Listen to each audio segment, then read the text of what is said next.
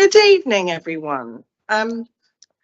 Welcome to this meeting of the Scrutiny Committee. It's Monday the 27th of February and we're in the King Charles Hall, so it will always sound a little bit echoey, so apologies to anybody who's listening. The time is 6:30. I'm Councillor Brooke and I'm chairperson of this Scrutiny Committee. Just some housekeeping points before we begin. This meeting is being recorded, live streamed and will be available on the Council's YouTube channel. If you're joining us online, as always, please turn off your camera and microphone unless you're asked to speak. Can everyone please ensure their mobile phones are on silent or switched off? Please can I remind members to use their microphones and speak directly into them so you're picked up properly on the recording. And in the unlikely event that it's necessary to evacuate the building, the fire alarm will sound and please follow the instructions given to us by the team.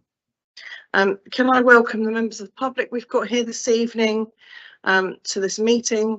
There are several exempt items to this paper on the agenda tonight, so should members wish to discuss these, we'll be going into exempt at the end of the meeting, just so we're not into exempt so you leave and then come back, leave, come back. We'll do it all in exempt at the end of the meeting. So there's you're welcome to come back once we finish the exempt, but that will be just for the summing up and have a lovely evening moments. Whilst we're discussing exempt papers, the Wickham room is available for you should you wish to use it, but of course I'll understand if you wish to leave at that point. So turning to the agenda, Matthew, do we have any apologies this evening? Good evening, Chair members. No apologies. Many thanks, Matthew. Any declarations of interest this evening? No. Okay. I don't have any specific announcements tonight. So moving to item number 4, minutes of the meeting of the 7th of February 2023. These weren't published with the agenda, but were published on Friday and are on the desks tonight. Hopefully you've had a chance to look at those. Does everybody agree that that was a true representation of the meeting? Agreed. Many thanks. Public participation. I don't believe we have anybody registered to speak this evening. Is that right, Matthew? That's correct, Chair. Thank you. So we'll move straight on to item number 6, the Central Winchester Regeneration Appointment of Development Partner and Next Steps paper. So it's recommended that Scrutiny this evening comment on the proposals within the report. It's CAB 3371, which is to be considered by Cabinet on March the 6th. We have with us this evening various officers and the team to ask questions of. Varian, I believe you're going to introduce. So if I pass over to you, please. Thank you, Chair. Councillor Todd, would you like to say something ahead of the presentation? I have a few things to say, if I may, Chair. You may. Thank you, Chair. We are lucky to live and work in a really special city with a unique streetscape, great and diverse architecture, but a section of the city, the Central Winchester Regeneration Area, that doesn't really work. Tired buildings, poor connectivity, a sea of concrete. The Central Winchester project is our chance to transform this area, bringing homes for local families, jobs for local people, while sensitively reflecting its setting and our city's heritage, but giving us the opportunity to develop our city further, adapting to the challenges faced by a new generation, responding to the challenge of climate change. The council has assembled the land, agreed an SPD, set development principles, and a year ago approved the procurement process to find a development partner. We had an enthusiastic response from potential bidders, shortlisted 3 of them, and during the last year, potential bidders have shown us their work, talked to local stakeholders in the reference group, and received detailed input on their ideas through the dialogue process. This report details the outcome of that process. The quest to find a development partner that shares the council's vision and values to deliver a vibrant, creative, mixed-use quarter in the heart of the city in order to support the long-term economic and social future of Winchester and the wider district. So next Monday, after considering input from Scrutiny, we'll be making a decision on that development partner. A partner who gets what we're trying to do and is able to deliver it. As said, we've had a disciplined, objectives-led procurement, working against the goals set by both parties through the SPD, through the development principles, a competitive process with 3 bidders, very strong plans and proposals from all of them. We've answered the questions that matter in choosing a partner. Do they understand and use the SPD? Do they have plans for sustainability? What's their approach on engagement and consultation? How are they going to handle the public realm? What would they want to do on archaeology? What's their approach to design and placemaking? How can they deliver our investment objectives? And equally importantly, do they have the people, skills and finance to make it all happen? We've reached a really exciting point. Now we need to get on with it. This development will live or die on the quality and nature of the partner that we choose. Someone who gets what we want, who will work with us and the people of Winchester and has the ability to get this development done. It's vital that we get it right, and it's important that we make it happen. And your scrutiny, this committee's scrutiny tonight, is an absolutely vital part of doing both. At this point, Varian, who has done Varian Lyons, who has done so much work, incredible work to get us to this point, is going to take us through the paper in more detail. But ahead of even her doing that, I'd like to thank her for everything that she's done to get us to this point.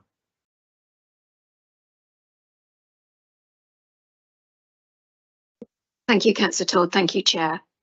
So what I wanted to do this evening was to give a short presentation which will talk you through the crux of the report and the papers that are up for scrutiny this evening. So you can see the agenda there. I won't dwell on that because we will come to those as we get through the presentation. So as Councillor Todd has already mentioned, the process began way back in 2016 with the sort of birth of the process to deliver and develop the Central Winchester Supplementary Planning document. 18 months of engagement across the district, gaining people's views as to what they wanted from the Central Winchester opportunity. And after a public consultation in June 2018, the supplementary planning document was adopted. The vision was for a vibrant mixed-use scheme, exceptional public realm, creative and cultural quarter at its heart. And within the SPD, there were 9 objectives which we really wanted the SPD and the development to deliver. So from that time in 2018, we spent some time working behind the scenes to look at options for the site. The SPD gives a range of uses, and it's trying to sort of look at the schemes and the different scenarios that could come out from those ranges that were within the SPD. So we went to a public engagement session where we had worked up 3 scenarios. Those of you that have lived the journey with us will remember those 3 scenarios. There was business not as usual, which was a business commercial led scheme, heavily focusing on the commercial elements. There was a scheme, Homes for All, which was obviously a residentially led scheme. And then there was Destination Max, which was a culturally led scheme. And each one were deliberately maxing out on the specific quantum spaces within those ranges to try and tease out from people what they really wanted to see. And from those 3 scenarios, we developed this Central Winchester regeneration development proposals. So we took those proposals through to a consultation period in November and December of 2020, then going through to Cabinet for approval, taking note of all the comments that came back from that consultation and working them through into the development proposals, through to Cabinet in March 2021. And we did not only get approval of those development proposals, which set out the mix of uses that we as a council would like to see, but also then sought approval to proceed to the strategic outline case to look at the case for change and how we would deliver against the business case structure. So we looked at the strategic outline case, which focused initially in those early stages on the strategic case, which was the case for change. Why would we want to do this? What benefits is it going to bring us? What is the need for change? And the economic case, which looks at setting our objectives, setting the investment principles, and actually looking at what we need to get out of a development within the central Winchester area, based on the Treasury Green Book process, I should have said, which is a five case model. So we worked up the strategic outline case, looked at also at that point of the ways and the options to deliver the central Winchester scheme, and the strategic outline case identified the different, we looked from one end of the spectrum to the other, do it ourselves, sell the site as a whole and let the planning sort of govern what came out. But actually the strategic outline case pinned down the best route for delivering the vibrant mix of uses that we wanted was via a development partner across the site. We then went to Cabinet in July 2021, having worked up the strategic case, to ask for and seek approval to look at the next stage, which was the outline business case. And that looked far more at identifying the detail of the delivery approach, revisiting the cases that we were looking at, the strategic case, the economic case, but focusing more on how we would deliver, what the delivery route was, and the process we would go through to make sure that we got the right delivery route. So that was the outline business case. The outline business case was brought to Cabinet in December 2021, along with the procurement proposal documents that we wanted to go out to procure on, and that went through and got approval at Cabinet for the sort of authority and the approval to proceed. There was a case for going forward that was set in the outline business case, and also then the procurement route, importantly, together with the commercial principles that were put to Cabinet. They were approved, and then the final decision was referred to full council in January of 2022, and full council approved that we should commence with the procurement to find a development partner based on the documents that had gone through the rigorous process up to that point. So we started the procurement process very shortly after that full Cabinet in January 2022. So again, this is just a reminder of all of those things that we said. We had the outline business case approved, the procurement strategy, and the key commercial principles, which was how we wanted the scheme to work and deliver for us. Going then on to full council to initiate and conduct the procurement process. So we started in March. The procurement went live in March of 2022. We had an extensive period of engagement ahead of that to warm up the market. We then also had a bidder day. So all that the bidders were interested came down. We had a day at the Nutshell where all the interested parties could come and have a look at the site, meet some of the team and understand what the opportunity was. And at the end of that first stage of the procurement process, at the end of stage one, which was the selection questionnaires, that's a backward looking sort of stage of the process to find out what the bidders had already done and already delivered, and to really show their financial stability and show their wares. Why are they suitable to come and work with us at Winchester? We had 13 expressions of interest, 13 submissions in from the market who were interested in working with us at Winchester, from across, national, local developers, across the markets, residential, commercial, and importantly, consortiums came together and partnerships came together to work on this project. So a wide range of interest. From that, and in line with the criteria that was set out in the procurement documents, there was a evaluation process done on that long list. And at the end of that evaluation process from stage one, we ended up then with 3 shortlisted bidders on our list, and they were invited to the next stage, which is the invitation to participate in dialogue, so the ITPD stage. So with those 3 bidders, we've had an intensive period from May through to November, working confidentially and separately with each bidder to look at how they would respond to the next set of questions that we set out, which was the forward-looking element of the bid. We had 4 or 5 dialogue sessions, again, as I say, each confidentially with each bidder. We then also conducted site visits to some of the developments that the bidders had previously delivered and developed. And that was site visits with members of Cabinet and also members of our Central Winchester reference group.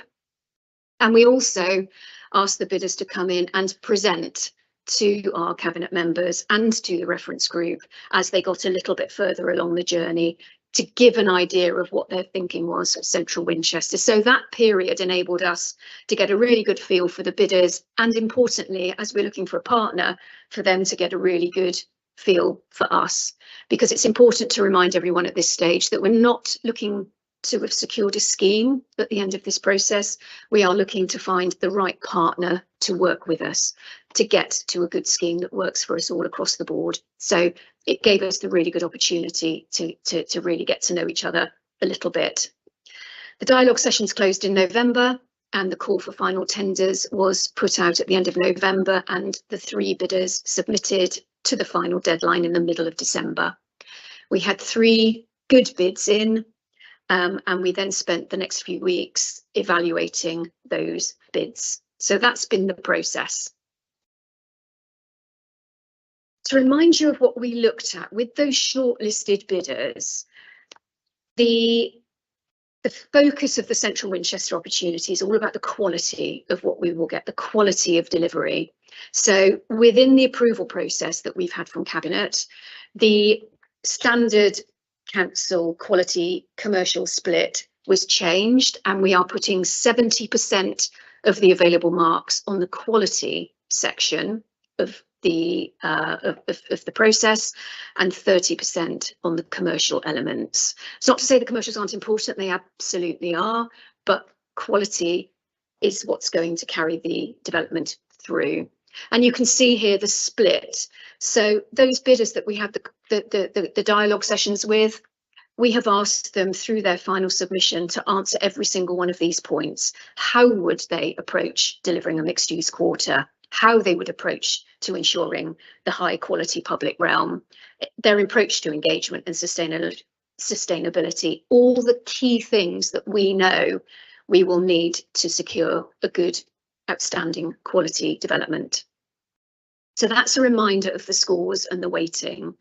And again, the evaluation team comprised officers. It was an officer-led evaluation, so there were 3 key officers evaluating those scores against this criteria. And we were supported by our team of advisors who were experts in across the board, from legal, financial, the general market, planning and quality, archaeology. We had all that support behind us as we were making the evaluation and the scoring. So moving on to the next slide, again, it's a reminder, all of those have been approved by Cabinet, and full council then approved the process that we go out to procure. The evaluation, as I say, was carried out by officers. Technical exercise, very much absolutely in line with the procurement documents that were approved. And the scores that we're about to share are scores that show the outcome of that process.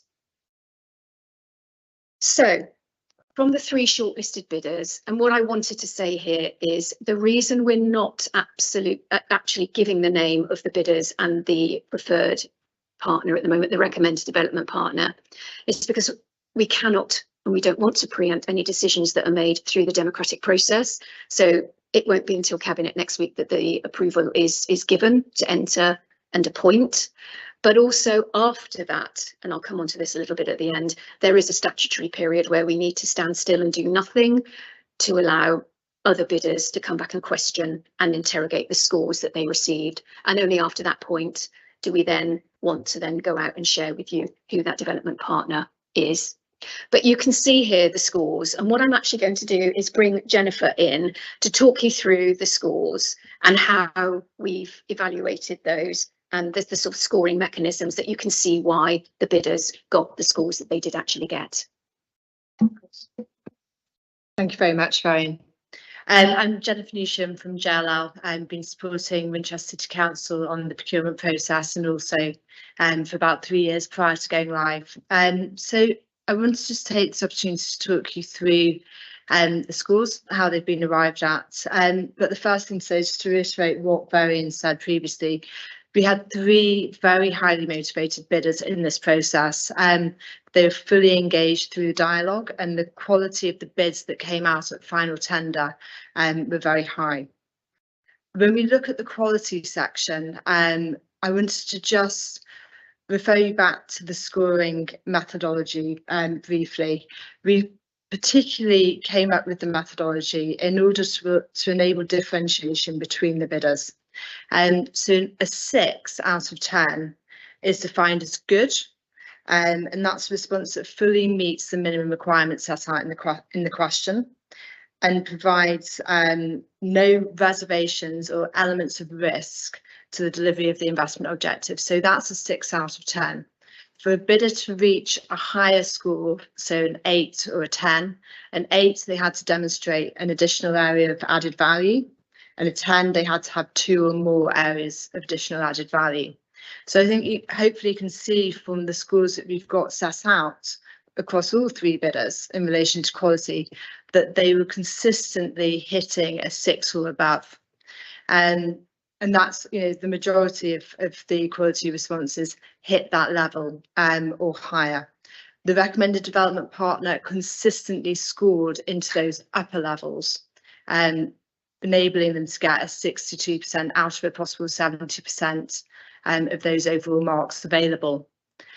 So commercial and 30%. So the commercial questions were split across 3 key areas. So that was market understanding, financial and legal.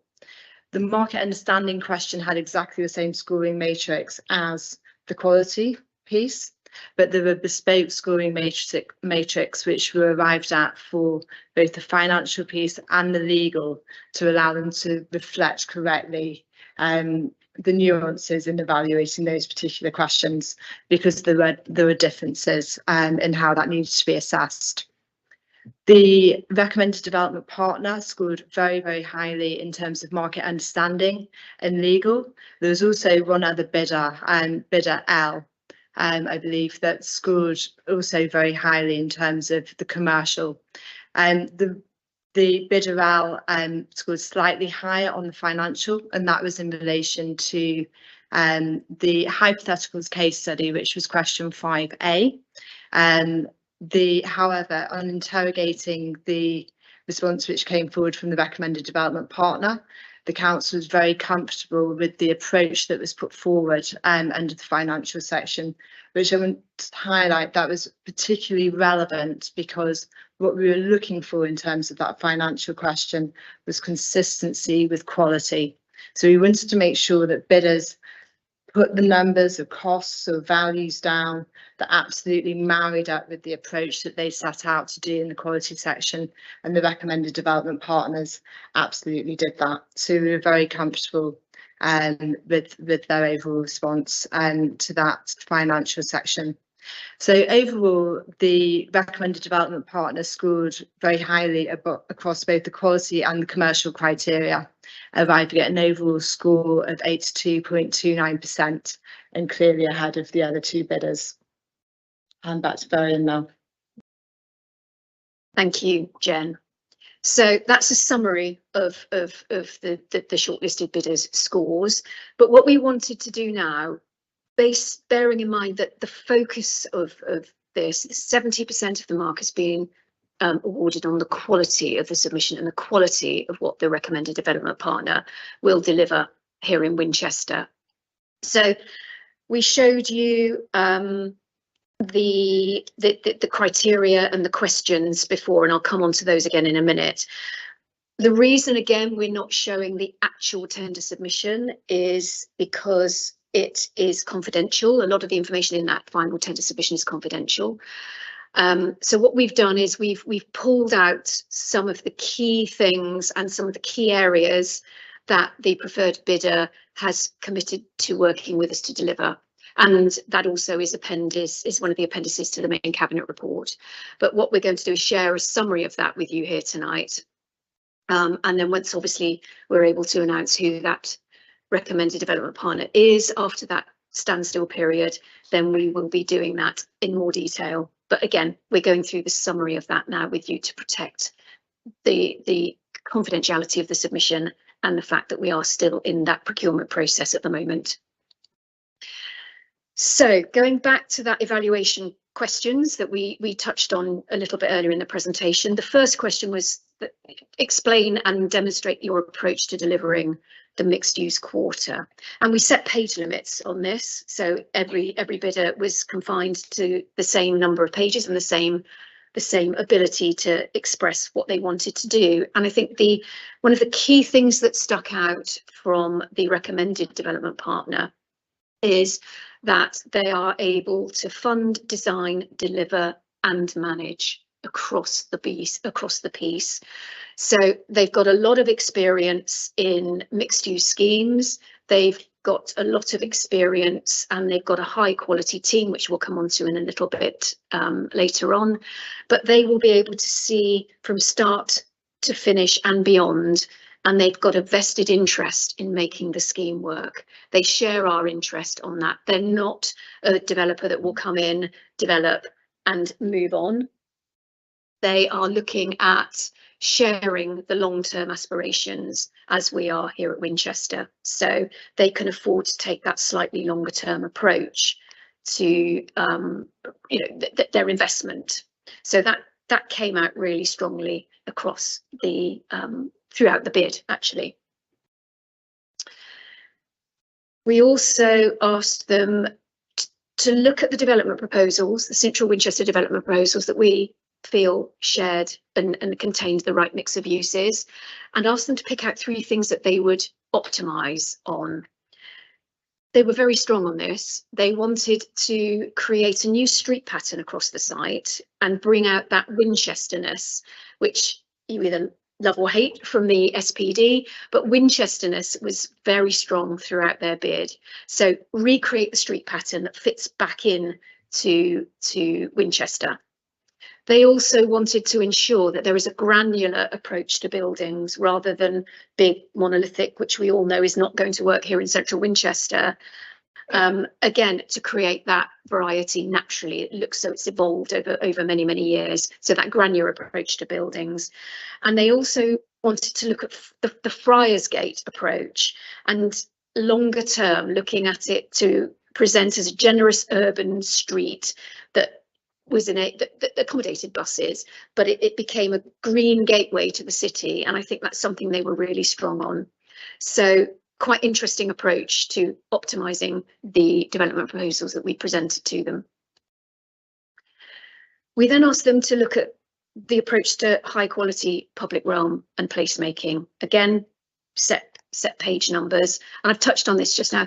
The recommended development partner has got an absolutely top-notch design team that they've been picked to ensure quality and exemplary standards across the site, not only the public realm, but the uses, the phases, and how the whole thing knits together, not just on day 1, but in year 15. They will be looking to curate and manage that quarter, that creative quarter, from meanwhile to mainstream. So their approach very much is we want to start with the meanwhile uses, start to get activity going, but actually build that into the longer term scheme so that those meanwhile uses become the mainstay and mainstream in the site, focusing on that creative and those maker spaces. As I mentioned, the Winchesterness shone out through their bid right the way across the board, as did the objectives that were set out in the Central Winchester SPD. So very much at the heart of what they want to do. And again, new buildings that they want to deliver, knitting that in to Winchesterness. And again, the language about richness of form, material and detailing, they really came across to us as absolutely getting what we're trying to achieve here at Winchester and ensuring that the special qualities at the heart of Winchester are preserved and enhanced. And I think when we all felt that was came out loud and clear. And quite interestingly, what I didn't say originally was that as we did the evaluation in December, all 3 evaluators and all of our consultants did have the same order, 1, 2, 3, for the developers and the bids. So it was a clear response. Okay, archaeology is another key one. I'll whiz through these slightly quicker. We do want to make sure that archaeology is front and centre, and it is knitted in to the development brief and the contract and the legals that we are looking at, as well as the planning process. So again, some of the key things here that they've committed to, you can see on the screen. Again, the design team. Oh, how are we going backwards? What's going on? Bear with me.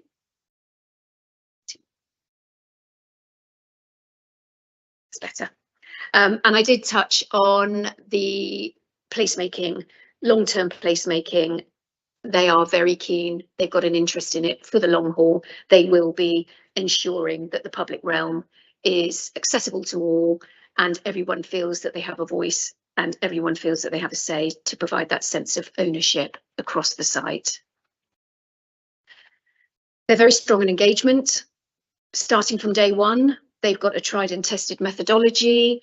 They don't contract out the engagement, and their whole ethos around engagement is built around helping communities thrive. So very, very strong again on engagement.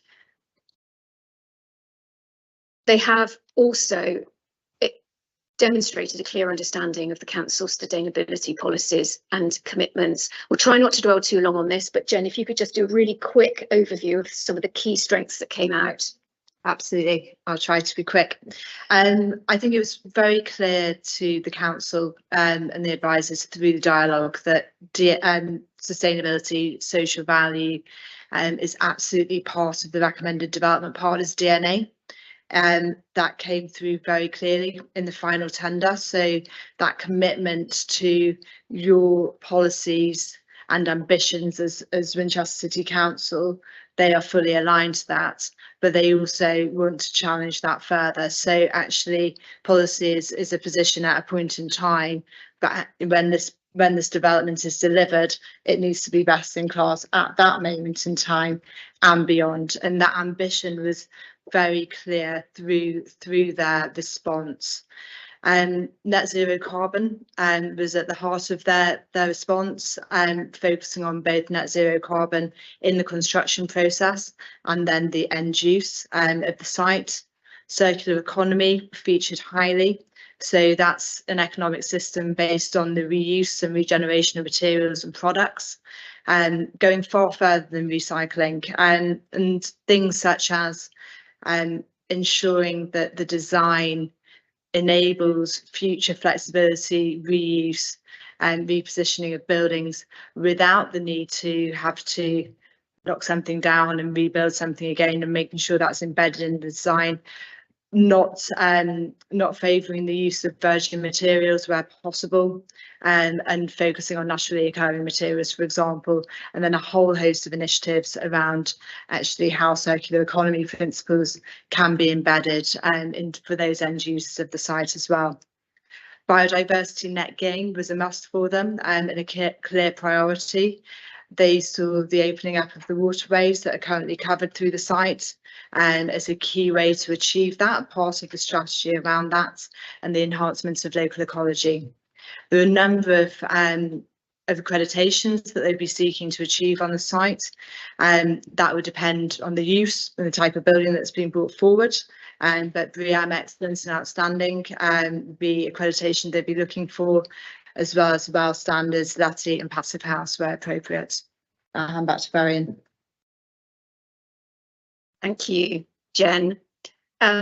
We've touched on that they want to get started on site really from day one, particularly around the engagement and getting to hear people's voices and interact with people. And part of that early activity, meanwhile uses is something that they want to get on and deliver straight away. So looking on the work that we've already started at King's Walk, exploring existing buildings, etc., and looking to bring activity to the site in the interim through a programme of events to, again, not only get activity to the site, but engage with local people. And they were very, very, very, very strong on that.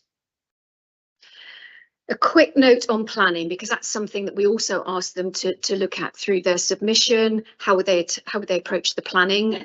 We're in a conservation area, and they were very robust in the way that they said that they would deliver the planning process through a hybrid planning application, which means there's sort of outline planning across the whole site, enhanced, and then a detailed phase one. So they were very, very strong on that, listing some of the things that they would also do, for example, steering groups, design review panels, etc. So planning was something that they were very strong on, and we have touched on this. They have got an absolutely top-notch team ready to work with them on it. Award-winning designers, award-winning architects, and they are also committed to looking locally to find that local element to help assist in bringing the scheme forward throughout the life of the project as well.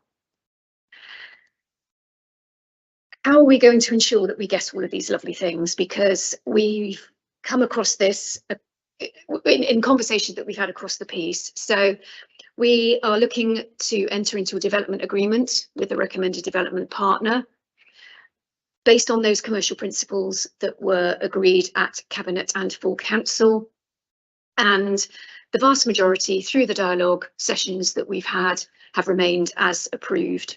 So some of the elements that have changed or been updated since those key commercial principles, and we'll talk about these later on through the session, I'm sure.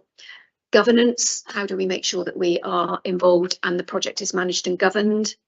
Approach to exit and termination, what happens if we or anything needs to terminate the development agreement? How we've managed to bring the focus back to income generation and what is it that we're looking to secure there, because challenging times at the moment, income retention for the council is very, very important. And we've also agreed and updated what we call the long stop dates, which are the sort of backstop dates for when things needed to have happened. All of that is contained within the development agreement. And again, that's part of the report tonight. What happens after tonight? As Councillor Todd mentioned earlier, it's Cabinet on March the 6th, so a week today. Then we have that statutory standstill period where we need to give the bidders a chance to come back to question us on those scores, and then we will be able to announce who the development partner is.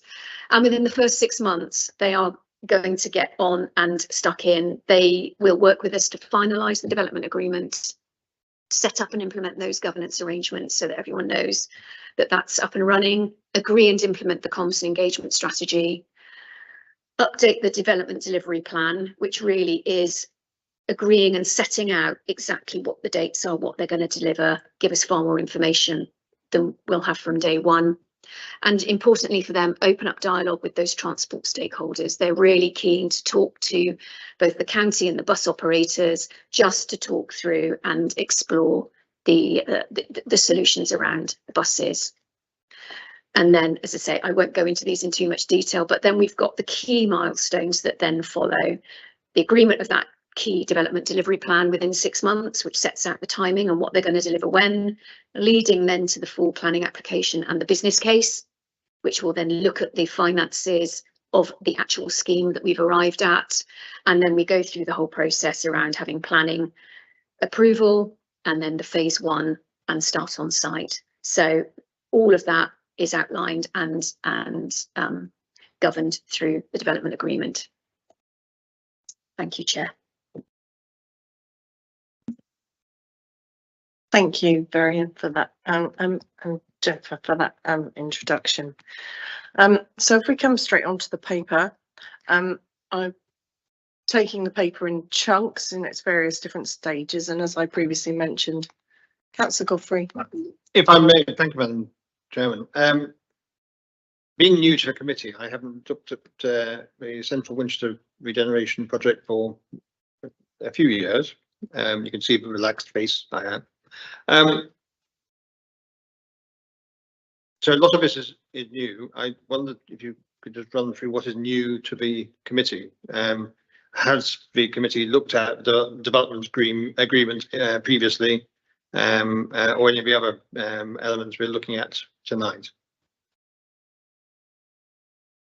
We've certainly looked at various aspects of the Central Winchester project previously as a scrutiny committee. Ms Lyons, would you like to specifically add for Councillor Godfrey the parts that are extremely new this evening? Thank you, Chair. Councillor Godfrey. What is completely new to scrutiny tonight is the development agreement. Council and Cabinet have seen and approved the commercial principles, which sets out the basis and the content of the development agreement, but the development agreement has now been drafted based on those principles. So you won't have seen the full drafting before this particular meeting, but you will have seen and have seen the key commercial principles on which that document is firmly based. Thank you. So I've broken it down into bite-sized chunks for us to ask questions. So if we can try and stay within that chunks, that would be really helpful so we all know where we're at. So the first chunk I'm going to come on to is the main body of reports. So pages 7 to 37, the actual main initial part of the report. Does anybody have any questions on that section, please? Councillor Cutler? Thank you, Chair. At point 12.7, where Varian already brought it up, the fact that there were 13 expressions of interest. Would that be considered to mean that, was that above expectations, or was that sort of below expectations? Does that give the impression that it's a very attractive scheme because that number of people, given the financial circumstances, the current economic circumstances? I'd be interested to know what your take on that number was. Thank you, Councillor Cutler. Yes, 13 was very well. It was actually, to be honest, it surprised us all. It was a really good result. I think we would have thought 15 was absolutely exceptional if we'd have got 15. So to have 13 bids from across a range of developers, local, national, regional, across the sort of range of uses as well, both commercial, mixed use, residential. We did have a really good mix, and I think the fact that we had partnerships and consortia interested as well, it was really quite encouraging. Yeah. Councillor Horrell. Chair, I'm delighted to be back talking about Central Winchester. As you know, I'm an advocate and a campaigner for the SPD, but I do have a number of questions on this part of the document. How would you like me to do that? Should I do one or two and see how we go? By all means, unless they're bunched together in similar veins. So the first question I have is, and it comes throughout the document, in fact, it's about the profile of the individuals, because obviously there's a huge emphasis on the young, particularly in 1.2 and Homes for All. But obviously, since we got into this next stage of the project, we've had the 2021 census data and the growing older population. And in some parts of the report, we talk about the balance of young and old. And in other parts of the report, we only talk about the young. I'm just wanting to clarify to make sure that we keep our flexibility as we go through this, that the developer understands that change in profile and whether that has any impact on what we intend to do. And I don't know whether that information has been fed through to them and a discussion taken place, but it varies in the report as to whether we refer to the young or the young and the old, and in housing and in other terms, economic terms as well. So just looking for clarification, if I may, Chair, and many of these are points of clarification. The key thing that's obviously changed versus the original commercial objectives. Is your focus now on asking the developer to address the lost income, which obviously is a very significant amount of money for the City Council on an annual basis? There's a promise in here of that being addressed. But what can we ask about how that's going to be done and how that will be delivered, given the significance of that across the site? And also we obviously are able to do this scheme because some of us were involved in amassing the land. We bought the land to be able to physically be able to do this. But we've sort of put that 15 million to one side in many parts of this report. So again, I'm looking for clarity around the financials of the income that we're not going to receive potentially for the current buildings, and also the approach which I've read in here, but I'm not sure I fully support, about the 15 million. Thank you, Chair. That's a couple for now. Mrs. Lyons, is that one to you? Thank you, Chair. Thank you, Councillor Horrell. So firstly, with regards to the question around the older generation and residential, one of the strengths of the recommended development partner is that, yes, the focus initially will be on providing homes for the young generation, trying to keep people here in Winchester. But one of the key elements that they were talking about is able to move up and down in the residential offer that we have at Central Winchester as they grow. So it's sort of almost multi-generational, but if young people want to stay and older people want to come in, it's that whole flexibility around the offer that they can bring to the site. So it's that flexibility on that they're aware of, and it is something that we have discussed with them, Councillor Horrell. Councillor Todd? If you read back to the original development brief, the reason we were talking about young people is not because we had loads of young people and we wanted somewhere for them to live. It was because we're not retaining young people because there's nowhere for them to live.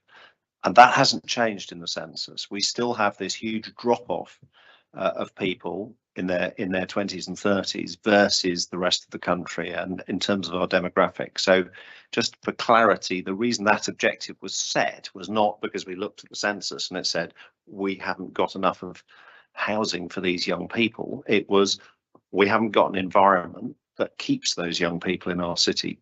So that's why the objective was set in those terms. I mean, I think it's very good, and one of the advantages of the process that we've gone through and the partner that's been identified is that they are open to being reactive to changing circumstance over time, and it's one of the advantages of the approach we've taken. But I think it's quite important that we're clear about why that particular objective was set. It wasn't a response to sort of housing pressure in that group. It was lack of that group and the desire to create an environment in our city that retains that group. But Chair, can I just say, I don't think I'm disagreeing with that, Councillor Todd. I'm just looking for clarity, and obviously this document indicates a developer who feels that they can flex and work with us and be adaptable, which is, as we understand, as a development principle, is really great. You don't want to build something that in 5-10 years time is not appropriate. But also, as we get that new information that sits, because in this document it is not consistent about what we're aiming for. And if the young are number one priority, then let's just be clear about that so that we articulate that. And so I just raised with you that question, not for any negative, just to seek clarification in the document. Thank you.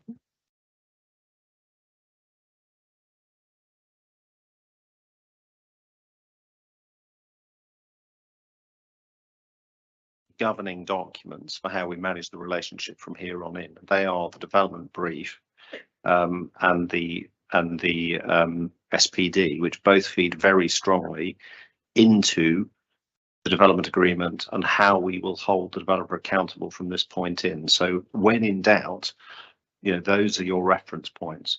The next stage will lead to a more defined, clearer view as to exactly what the plan is as we move to agreeing the development delivery plan.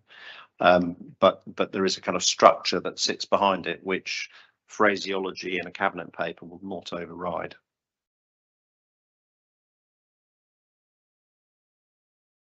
Councillor Godfrey. Thank you, Madam Chairman. Could you remind me how far the first chunk is going? Which page number? 37. Thank you. I have 3 questions. One, in section 2, dealing with financial matters, 2.2. Reference is made to the recent purchases, £15 million worth of property, and making sure that's included in the consideration. But no mention is made in the financial papers of the previously purchased properties, another £10 million worth of assets. What's the difference between the £15 million properties and the £10 million properties? They were all purchased. Why are they being treated differently? In 10.2, risk assessment,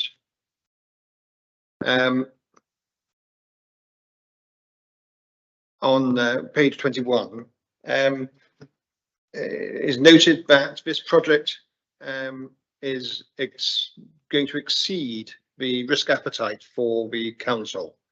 And I am concerned that we should even be considering a sort of risky approach. Although we come on back onto the modest mitigation matters proposed, I wonder if I could be reminded of how we can manage and accept a project that exceeds the council's agreed risk appetite. And thirdly, in 14.2,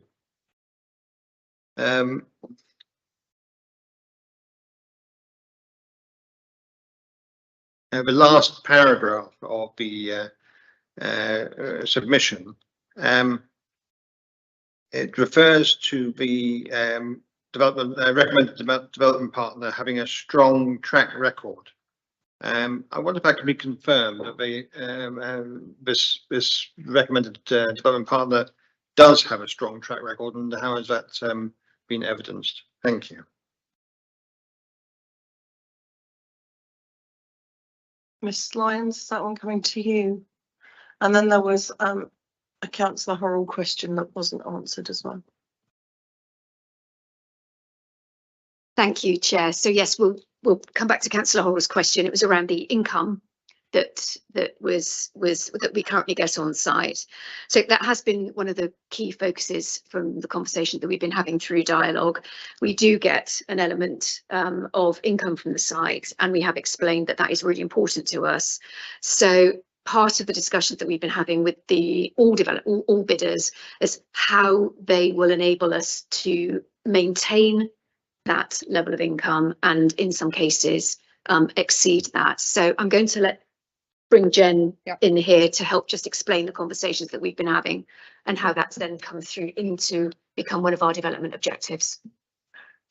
Thank you very much. I just wanted to sort of step back for a second just to I think remind sort of the conversation as to how we've got to where we've gotten to, and actually the whole premise of Central Winchester is about filling gaps.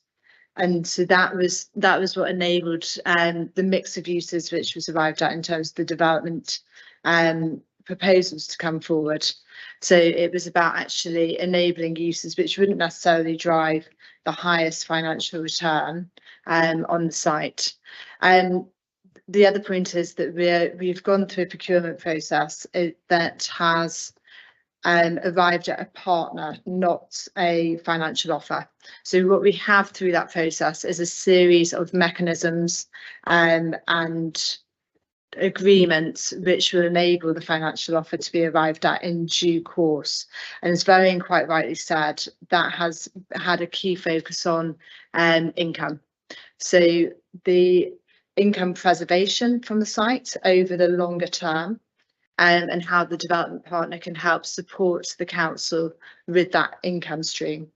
And there's two things which have been done. Firstly, the development brief has been updated to incorporate council's affordability as a development as a key objective for the development coming forward, and the wording around that has been set to put an obligation on the developer to look and see to how they address that income solution for the council. Now, once the development agreement is signed, the council will then be working with their partner to draw up a scheme. And it's once we've got a scheme that the council's affordability position will be able to be assessed in far more detail. Because we don't have a scheme at the moment, what we have is a development agreement in due course, and principles which will allow that financial position to be assessed in due course. So once we get the scheme worked through, and before that point of submitting planning, they will come back to Cabinet with the full business case, and that will detail the affordability position for the council, and that could be a mixture of capital receipt and income that works within those development proposals and investment objectives which are set out in the development brief. Thank you, Jen. So that's the question around the income, and again, it sort of answers a little bit around the money and the investment that we've already spent on the site, the 15 million, which is quoted in the Cabinet report. What we will do is work up with the development partner the financial position. It is the fact we're entering into this as a partnership, so they are taking all of the sort of development risk.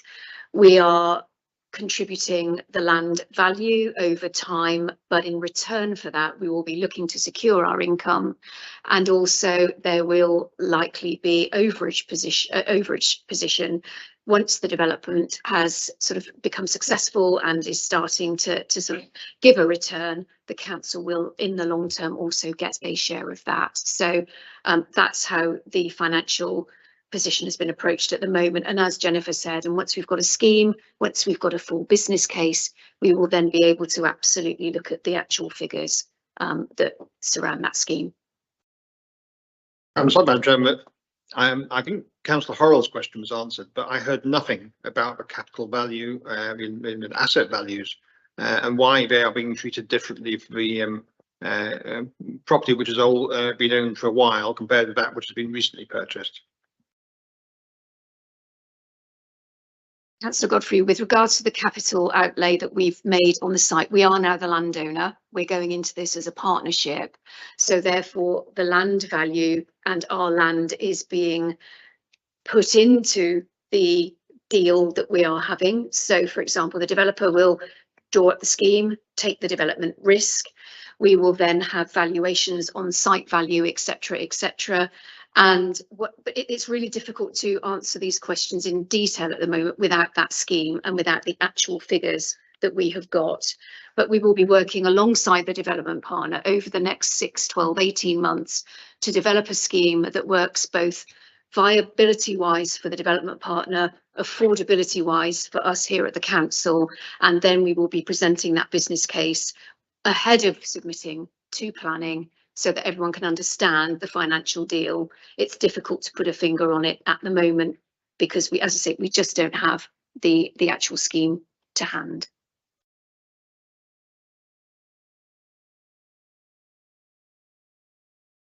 My apologies, I'm sensing some discontent in the room with that answer, but Councillor Godfrey also had 2 other questions, so we're going to move on from the 15 million piece and 25 million piece, and we're going to come on to the risk part and the risk appetite next, please. Thank you. So with regard to risk, Councillor Godfrey, you're absolutely right. The council approach is moderate, but we're looking at considering the central Winchester redevelopment as a higher risk than that. And I think looking through the council take a decision that in order to get the regeneration of the area, working with the partner to get all the economic benefits, the social benefits, the wider benefits that the scheme will deliver for the city, the decision for Cabinet to make is that risk worth taking over and above the council's agreed or published risk appetite. With regards to the strong track record, which I think was one of the other points that you made, the strong track record, we were able to visit a lot of the sites that the development partner had developed in the past, not only with members of Cabinet, but with members of the CWR reference group. And it's actually physically on the ground seeing the scope of delivery that they've done before, and looking back further than that at their track record. They had to submit that through that first part of the procurement process, the selection questionnaire. There was a rigorous process looking back to see what evidence they could provide for previous schemes. Just to be certain, so this recommended development partner has delivered similar schemes which have been seen by officers and members of the council. Yes. Councillor Laney. Thank you, Chair. Going back to 7.3, we're looking at opening up some of the culverted waterways to provide riverside walks. Now, there are quite a few culverts where we know where the water goes in and we know where it comes out, but we don't know where it goes underneath the city precisely. There are also other culverts which are dry, which date back to Roman times. What mitigation are we going to look at on those? Because we could take the chance now to look at the flood alleviation by making the waterways work better. So how do you propose to look at that? Because that could be quite good for the rest of the city in alleviating the flooding problems we get from time to time. Thank you, Councillor Lane. With regards to the waterways, we know what's under there already. There's a lot of information about what's under the ground already, and I think working with the development partner and from our own experience, we know, for example, the SPD says opening up the waterways, Riverside Walk, particularly through the bus station. We know a fair bit about that. We know that there's one along Middlebrook Street, and I think as we start to work up a scheme with the development partner, as we've said, opening up the waterways is one of their key objectives, and it will then support that biodiversity. And also, I think you're absolutely right. Floodplains and water is been a bit of an issue in the city, and I think there are ways to use some of that through, irrigation, through rain channels. So it's capturing all the creative ideas that the development partner will have to help build those into the scheme. Yeah, have we actually thought about putting a small hydro generating stations in on those waterways? It could well be something that is looked at. A lot of that will be working with the Environment Agency on that as well. It depends whether they're suitable for that sort of intervention, but I don't think there's anything that wouldn't be looked at. It's just whether the conditions are suitable for that sort of thing. For example, I know that if there's fish and live fish in the streams, that presents some issues. So it all depends when we get into looking at the next level of detail, what's feasible and what's not when it comes to that. Councillor Crimoyson. Thank you, Chair. Just want to bring it back to the decision-making process. As I see it, the last almost a year has been about a process to select a preferred development partner, and that's, for me, I feel like it's the critical decision that's in play at the moment.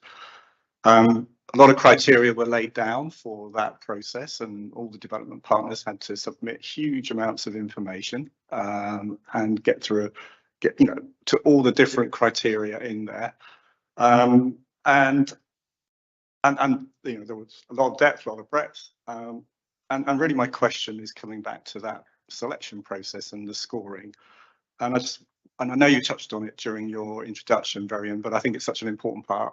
I want to make sure that we've explored that. And I wonder if you just take us through sort of who was involved in making those decisions, because it covers such a wide range of things that you've got multiple skills needed. If you could just take us through all the different expertise that was involved in scoring all those 13 bidders, so that we can just be reassured that people with the right expertise have been involved and it's been given the right weighting, and we've ended up with the 3 choices which we've then taken further.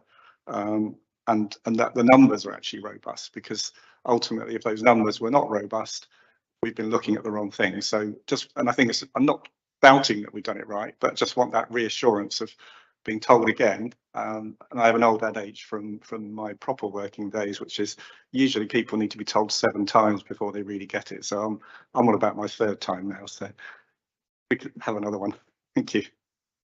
Of course, that's no problem. Yeah. So from the 13 submissions that we had, there were the 3 key officers that were doing the actual evaluation, which is myself, John East, and also our corporate head of asset management, Jeff Coe. So we were the officer team that actually scored these submissions, but sitting behind that to support us. For the general market developer and general sort of property side of things, we had our consultants JLL sitting alongside with us. They also brought in, for the sustainability elements of that, their sustainability consultants and specialists. So we had them sitting alongside with us on the sustainability. With regards to archaeology, we had Patrick Ottaway sitting alongside us to look at the archaeological elements of the submissions. And as everyone may be aware, he sits on our own independent archaeology panel here at Central Winchester. So he was guiding us through the archaeology side of things. From the legal side of things, we have Brown Jacobson. Stephen Matthew is sitting here with us tonight, so he was supporting on the legal elements.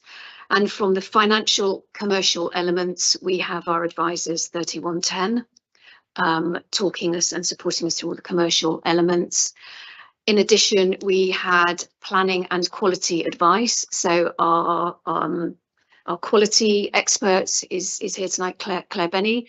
She has worked with us throughout the process. She was also part of our reference group. So she has come and given us the benefit of her expertise on the quality side of things. So we've had comprehensive external consultant support guiding us to make our evaluations through the process. And that's not just on the short list, the long list, it's again right the way through to the shortlisted bidders as well. And if I could you just touched on the CWR reference group there.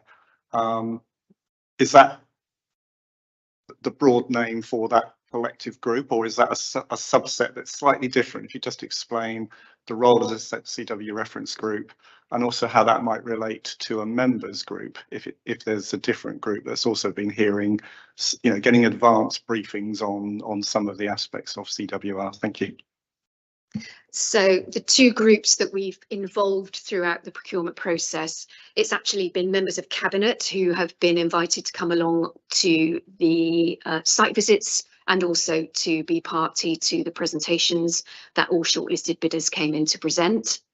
So the Central Winchester Reference Group is a separate group that it's an advisory group that sits through and works alongside the team. It comprises cross-party members. Councillor Horrell sits on the reference group. Councillor Todd is the chair of that.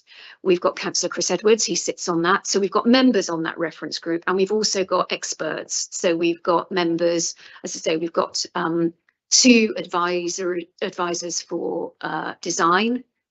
We've got Claire Benny, and we've got a gentleman called Andy Von Bradsky. So he's also sitting on the reference group. We've got the Chamber of Commerce on the reference group, and we've also got Winchester Bid on the reference group, and we've also got Patrick Ottaway who sits on the archaeology panel. So it's a reference group. And again, this was established through a cabinet decision to have that reference group established to bring in other stakeholders and expertise to the decision-making process. Yeah, thank you. So there's a bit of overlap, but there's also a broad range of stakeholders represented in different groups. Thank you. Thank you. Councillor Krask. Thank you, Chair. Probably leading on from that in terms of the process by which assessment was done around the commercials, and looking at page 15, I think it is. Apologies. And again, it probably speaks to income replacement, and how it was added to the development brief subsequently,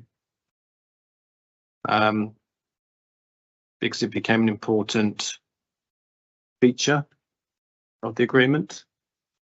So it's probably a question for me is when was it added in the process? Was it an appropriate time to add it in the process? I think what I'm hearing, and I'm saying this to validate what I'm hearing and what I think I know, is that whilst there was a lot of money spent to acquire the land, focusing on a return on that investment is not our priority. Our priority is more about public realm and social value and creating a great place for Winchester. That's our focus. That's where we're going to get the return. It's not a financial return on the investment outlay originally. Or at least that's that balance between 70% quality, 30% commercial. So that was the focus on the public realm and the social value. There is this extra income stream requirement that went in. So how did you go about, and we don't have the details of the commercial arrangements, and we won't have them for a little while, it seems. So how did you go about assessing that one particular bidder's offer would be better than another particular offer when it came to income versus capital versus, I guess that's the main two variables, income versus capital. How did you assess one bidder versus the other? Thank you, Councillor Krask. I think it's quite a tricky one, because when we were going through the procurement process, and I may well bring my colleague Jen in just a second, but as we were going through the process, because we don't have a scheme and we don't have the actual figures, we had a case study which we asked the bidders to work with, which was based on the development proposals. We gave them a set model for them to fill in, and actually throughout the procurement process, that the values that came out of that modelling was actually a capital receipt figure. So when we started to look through and discuss that capital receipt figure and the model with all three bidders, we then started to talk around the fact that not only will we looking for, you know, the land value that comes out of this thing, but how are we going to protect the income? Because as the challenging times are becoming more and more challenging, the council needed to protect that long-term income. So what we did was, with all three bidders throughout the dialogue process, was to have that discussion with them around, we're testing you out through this procurement process, and as Jennifer mentioned earlier, making sure that the assumptions that they've put in that model absolutely will relate back to the elements of the quality that they put in their submission. So that's the way that we had to test. They said they would deliver this quality, and the figures that they're looking at and the evidence that they've provided absolutely bear that out. So we know that they've got the right approach. But it was really hard without a scheme to understand what the actual capital value and land value was. So when we then started to talk about income and that long-term security for us, with all three bidders, I think they were very open to that. And it was during the dialogue process that it was agreed with all three bidders that they would be comfortable with us making that one of the objectives, and it was then put in at that point. So have I forgotten anything, Jen? I think just one point to add, it was actually part of a quality question as well, which was how would you replace income for the council? And so we did get detailed written responses as well around their ideas and their proposals. And what was quite interesting was that you saw a range of different approaches between the three bidders as to how they would go about replacing that income stream that was currently received from the site. And that was primarily due to the particular business model and that the bidder had, and whether they were, you know, going to be a long-term investor in the site. The recommended development partner is a long-term investor and committed to holding the end product which is developed here in Winchester, and that provided an additional lever for them to be able to use to ensure that there is that long-term value and income creation for the council over and above a different business model that may have been evident in other bidders' proposals. And I think what was clear from the recommended development partners' approach was that they have that ability to share over the long term, but they would also commit to work very closely with the council on the phasing and the timing of how income is replaced. You know, clearly there's going to be a period of time where actually they'll need to be on site and they'll need to be doing things, and there'll be a gap in the income, but actually how they can phase and bring forward development in a way that is very accommodating for the council's financial position is something that they've actually absolutely committed to working with the council as a partner on ensuring that that is achievable and deliverable for both parties. What's also important to say is through the financial modelling, working through that, all three bids came out with a positive land value, so that there is a return to be had on the site.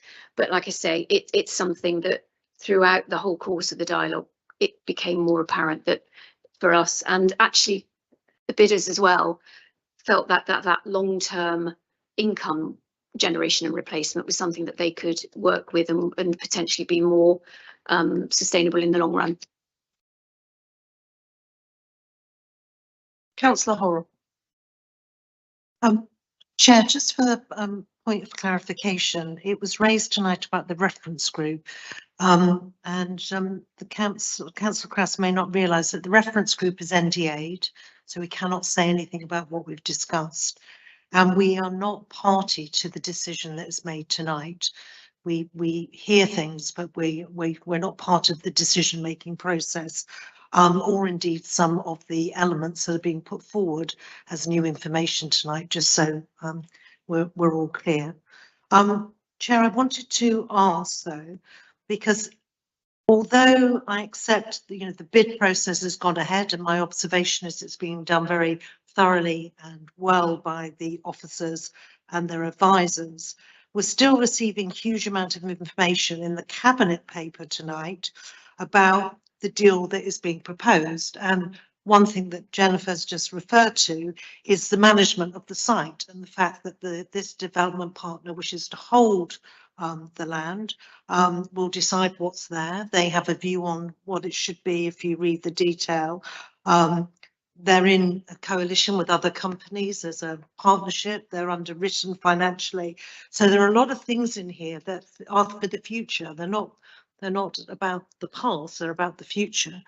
And my question is, because if as councillors, how do we understand once this deal is done that some of those decisions will be in keeping with what we as a city and as the general public and as the residents actually want? Because as we move forward, you're locking us into a particular approach with this development partner based on what is written here. But actually that may not be what the general public or interest groups or councillors feel is the best. And so there's, as I say, there's a lot of hidden information in here about the future. It talks about the types, as I say, the types of approach that the developer might pass on some of the properties in the future? What control do we have on that, given you're giving them a 250-year lease? So huge amount of information here about how this will work, but actually not a clarity for us to understand, given, as you say, you don't have a scheme. Thank you. Councillor Todd? I think the key point here, I hope officers will agree, is that this is effectively them responding to the development principles and the SPD in terms of saying what their approach would be, and they were scored accordingly. The point of decision where this gets locked in as the plan is when we, as the council, after it's gone through the relevant cabinet, subcommittee, cabinet, as depending on what the content of the agreement is, when we sign off. So they are required to work with us, first of all, on a consultation plan, which we as council approve, and then secondly, on a development delivery plan, which will not include these elements based on the result of that consultation and engagement with the council's committees in terms of working towards an agreed development delivery plan. And it's only that, at that point, that the proposed way forward will become part of a committed way forward for the plan. Except Councillor Todd, they're being very clear and very open with us that they want to manage the site long term. They want to hold the stock. They want to potentially have the right to sell that on to others. And, you know, all due respect to them, that's what they're setting out as their game plan. If we then say, well, actually, we don't want you to do it like that, that's actually not very professional on our part to say you came to the party with a set of rules, but we're now saying we don't want to do that. So when some of those choices are going away from us tonight, 250 years, their view on what they want on the site, we may decide that that's absolutely brilliant, but we haven't had that discussion because we don't have a proposal. So I just want us all to be really clear that there's a huge amount in here for the future that we are being asked to endorse in the cabinet paper and the accompanying appendices, that there may be further discussion that people wish to have. And the basis on which the developers came to the table is not unreasonable. It's absolutely, you know, their view, but that may not be what everyone really thinks. And you're saying to us, we still all have the chance to contribute to what it looks like. So I'm just, there are so many things in here that are in the air tonight, so many plates that are spinning. Thank you, Councillor Horrell. So on that, I think, Stephen, if you could just explain a little bit about how we're contracted and how it works, and then we can come back to anything that's after that. Yes, happy to. I understand the thrust, Councillor Horrell, and I may repeat some of what the leaders said, but bear with me. So the starting point is the development brief and the SPD. That is locked down. That's the fixed element here. As was mentioned, they then bring forward their delivery plan, which when we sign, is drawn from their final tender, but is not the end of the story. They then have 6 months in which to develop and refine that. So what they've said so far is not the end of the story in terms of how they envisage and will deliver this scheme, and that leads on to a planning application. So you have these steps of approval in relation to that developed delivery plan and then the planning application, all of which has to be consistent with the development brief and the SPD objectives. So that's your anchor.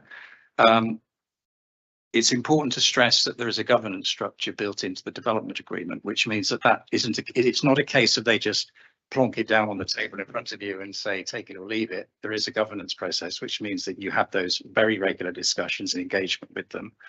The development agreement also requires them to consult with stakeholders and others. So there is the conversation that will take place outside of the council as well. So it's very much a journey holding hands, if I can put it that way. But the other thing to stress, and I think I'm picking up on the point you may be driving at, they cannot the leases on the sites, on the phases, can only be granted either to the developer itself, which is a special purpose vehicle, or one of the members of the consortium. It's not a case that they can just tell you that the parcel of land has to go to some third party you've never heard of. So it is within the consortium that they're looking to grant these leases, not third parties. So we're always talking about the membership of the consortium. And in terms of any assignment of this agreement, that is something that the council would have to give consent to. So it's not a case of them being able to just willy-nilly pass this development agreement to a third party. That would require your consent, which you could withhold. I don't know whether I'm answering a question, but that is. Just one moment, Councillor Todd. I'm just coming to Mrs. Evans. One moment. Thank you, Chair. I think it might be helpful if we. I'm going to turn the attention back to a cabinet report that is out in the public domain. It's the cabinet report 3395R, Cabinet Committee Regeneration, and it's a report that dealt with the governance of this actual project, the CWR regeneration project. If we turn to, obviously you don't have it here, but I have it by chance. If you turn to 11.3, it has detailed the framework for decision making in the development agreement. And similarly to what Stephen has just gone through and what Martin, Councillor Todd, the leader, has talked about, it details all of those processes and all of those parts. So it talks about the key elements. So this was decision-making framework that has been agreed. It talks about the SPD, the planning document, sets out the vision. It talks about the development brief. The development objectives are tied to this development brief and reference the SPD.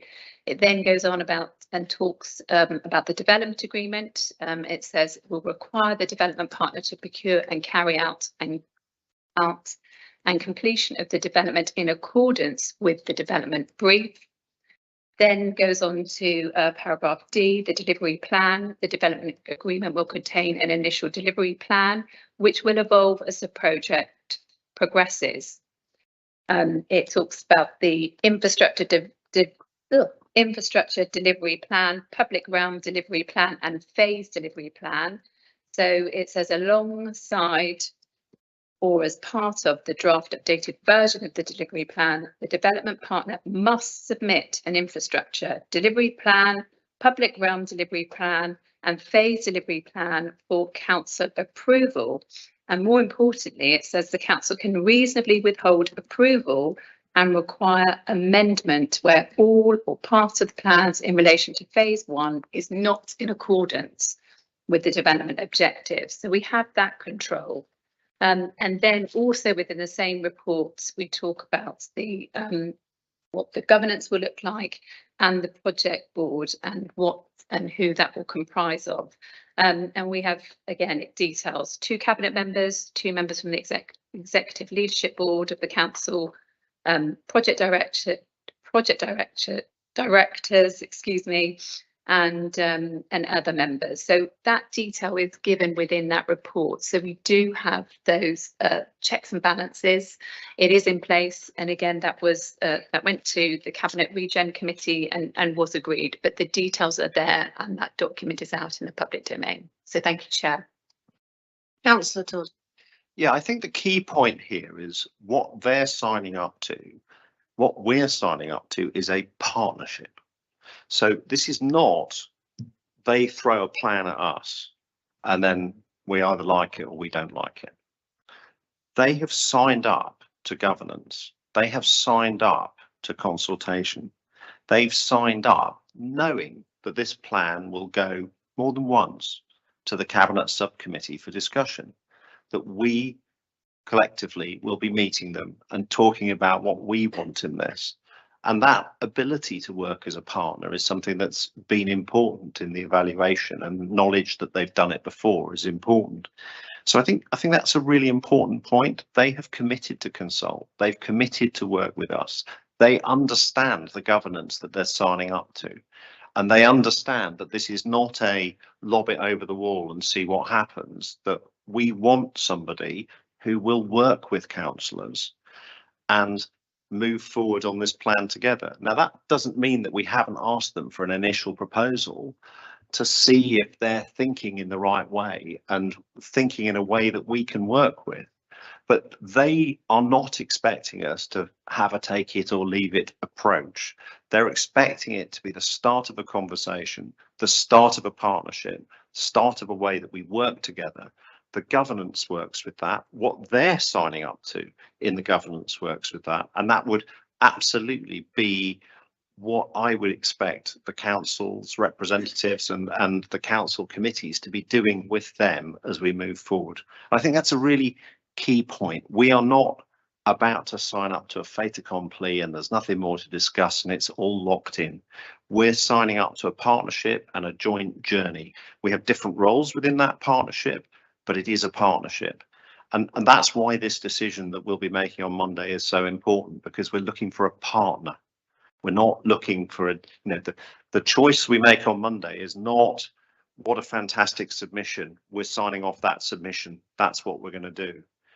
What we're doing on Monday is we're going, this organisation, this group has been able to come up with something that's inspiring and interesting, and at the same time has committed to work with us going into the future to make it even better, to make it better meet the needs of local people, to reflect the insight and views of our local councillors and local people.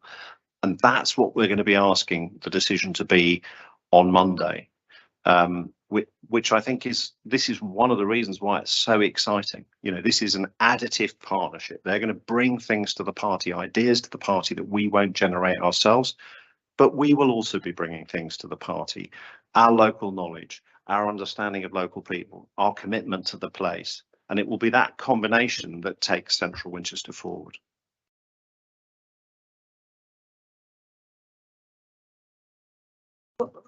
Councillor Todd, you're privileged. You know what they presented, the rest of us don't. All we have to do tonight is to read the papers, the extensive papers, and understand what is here before us. That's all we have to give our view on. And I'm not unexcited about moving forward. As you know, I've advocated for the plan, but it would be wrong of us not to actually. We wouldn't be doing our job tonight if we didn't say there are things in here, an approach that may be right, but it's not in the development brief to do it this way. And there are things in here that we're being advised of that you want us to support as you take it forward to cabinet. And you've seen their work, we haven't, and so you're obviously excited about what they might be able to do. But I don't understand at this point, having unravelled a development agreement before and known how much it cost us to do so, that what is in here tonight and in some of the exempt papers are hugely important to setting the scene on how we do business in that partnership. And we do want it to be a partnership, clearly, but there are commitments that we're making in here if we say this is all fine. And I just want us to all be clear about that and be honest about that. And the question that we've asked, £25 million worth of assets. Oh, we'll just work that out on the way.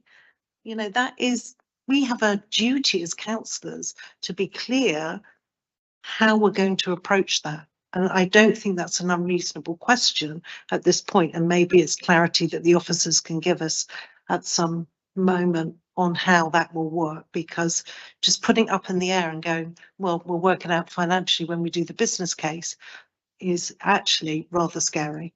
Thank you, Chair, for allowing. Thank you, Councillor Horrell. Councillor Westwood. Thank you, Chair. I have a couple of questions, if I may. Start with the one I wasn't going to start with, but I will now after that last discussion.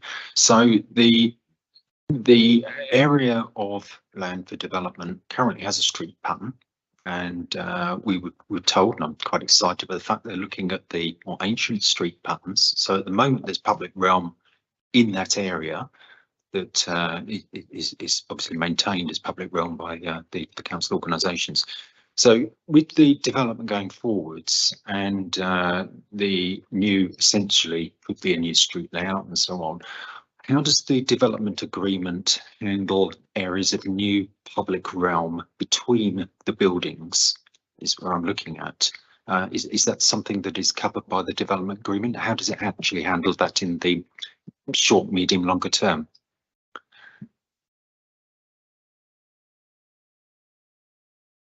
Thank you, Councillor Westwood. With regards to the land itself, you're right, there will be public spaces. The land that we own we will also be looking for them to improve some of the highways with regards to buses, etc. So that will remain highway.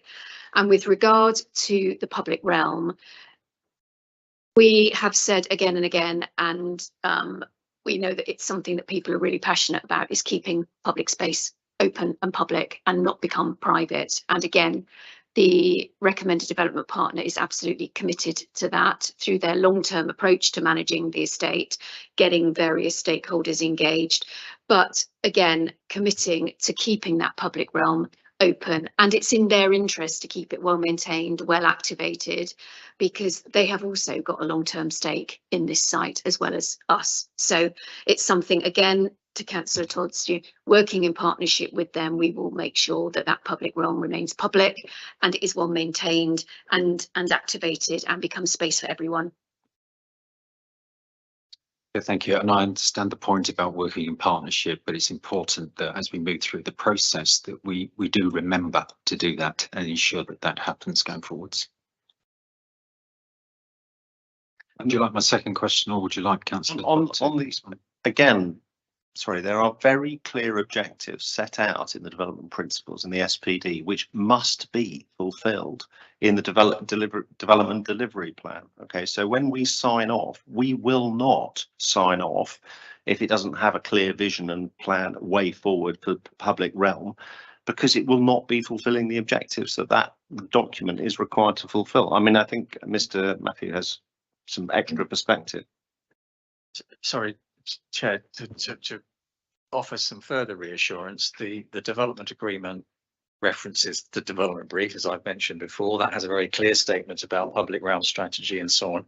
But also under the development agreement, they have to come forward with their public realm strategy, and that has to be acceptable to you as part of your approval of their delivery plan. So we've written in a public realm condition that they need to satisfy. So public realm is prominent in the way this will work.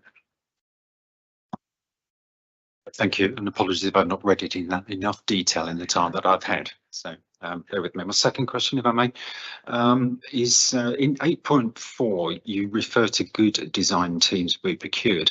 So how does the development agreement allow some of our excellent architect and design practices who've got a wealth of experience and knowledge in Winchester to bring their skills into this project?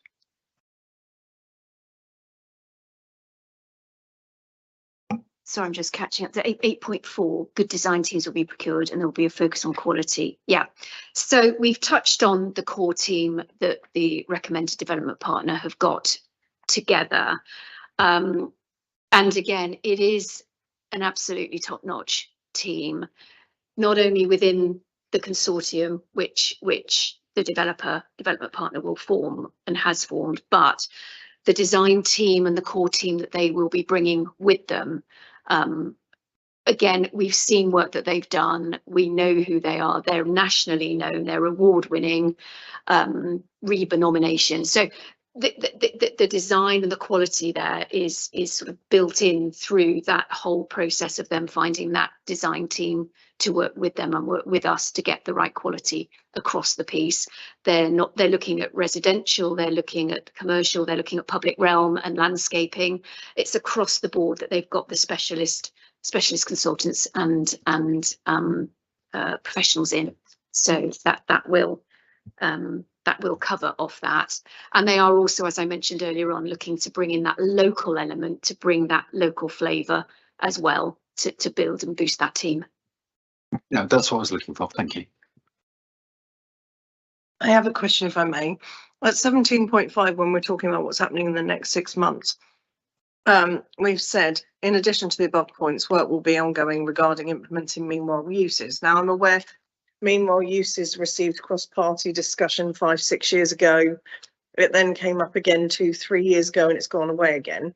There is, of course, an initial outlay to any meanwhile uses that we come up with. And I'm really aware that having left it 5-6 years, we could already have been making money from those meanwhile uses, and the less return we will get on any meanwhile uses we implement. So what are our thoughts there? How would we implement it? Are we thinking about return on investment when we're discussing meanwhile uses? What are we thinking there? Thank you, Chair. Well, with regards to meanwhile uses, there's work that we are already doing as a council. So we are already looking to invest to bring improvements to King's Walk, to activate that space around there. It's already made a difference, the work that the council's already done to the King's Walk units. We're looking to do further works to that, and that will then start the whole meanwhile use and creativity around King's Walk, which the development partner will then build on. So they will then step in and put meanwhile uses as one of the first things that they do as part of their engagement as well. So we're setting the ball rolling with the already approved funding that we've got for King's Walk, and similarly the same for the site at Friarsgate. We've already got budget approved to do some demolition at Friarsgate and also deliver some public space to use as meanwhile use facilities down there as well. So we're looking to do that. The developer is looking to, as I say, come in and start really quickly looking at meanwhile uses and building on that. So they will be providing the sort of wherewithal to get those meanwhile uses up and running. And it could be that the meanwhile uses provide us with a source of income as part of our income retention and income replacement. So that's something that we'll be looking to do with the development partner very early on. Can I just clarify where that consultation will come with regard to, here's our idea, are we going to implement it? Yes, no, maybe. Would that just go to a council decision? Would it come to your central Winchester reference group? Who would decide that? With regards to meanwhile uses, well, the meanwhile uses that we're already doing is done, but the developer will be looking to come up with a strategy. They'll be coming in. The reference group will of course be involved, and it will also be then a matter for the regeneration committee to have a look and approve. So it's something that we will be working on with them, and that will come back to those groups. Thank you. Councillor Horrell. Chair, I'm grateful for Mrs. Evans clarifying the governance paper that went to the Cabinet Regeneration Committee. There was a small point at that committee about clarity on the open forum, and it wasn't entirely clear about the CWR open forum. And I believe the chair of the committee, the leader, said he would look at that. I just wanted to make sure, given the reference to it tonight, that it will be clear that that forms part of the overall approach. Thank you. I will need to check the minutes. I may even need to correct the minutes. I added it and said we were doing it.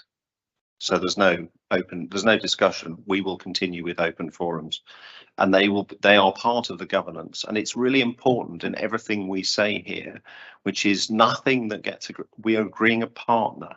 You know, what they want to do in terms of meanwhile uses, all of these things will go through this governance. It's one of the things that distinguishes what we're doing this time from what happened last time, is the clarity of decision making and the absolutely embedded role of councillors and the democratic representatives, aside from everything that happens with the public engagement, which is also baked into the plan. So, you know, as councillors, as democratic representatives, we will agree the engagement plan. We will agree the meanwhile uses plan. So this is as part of the development delivery plan. So there's nothing here which we're being railroaded into. What we've picked up through the marking system is a partner who officers believe, because I haven't seen the proposals, I certainly haven't seen all the proposals, and I haven't been in a position to evaluate them. We've followed procurement rule to the letter, and that means I can't have, you know, seen all the proposals. But but officers are confident, knowing what they know of the SPD and the development principles that we've laid out and agreed as a council democratically, that we have a partner who we will be able to work with, who starts in a good place in terms of finalising those, for example, public realm plans, meanwhile use plans, all within the framework of the consultation plan, the development delivery plan, in order to ensure that we get to a good place as quickly as possible and start making a real impact and delivering this project across the centre. Councillor Krask. Thank you, Chair. So you mentioned the preferred bidder is a consortium, and it's a reference in the paper as well. You've also talked about the preferred bidder's ethos and DNA. To what extent is this consortium a new vehicle, a new consortium? Have they got a track record of working together? Are there risks in having a consortium? Are there key partners in that consortium that we need to be concerned about? How do we, what reassurances do we have around this consortium?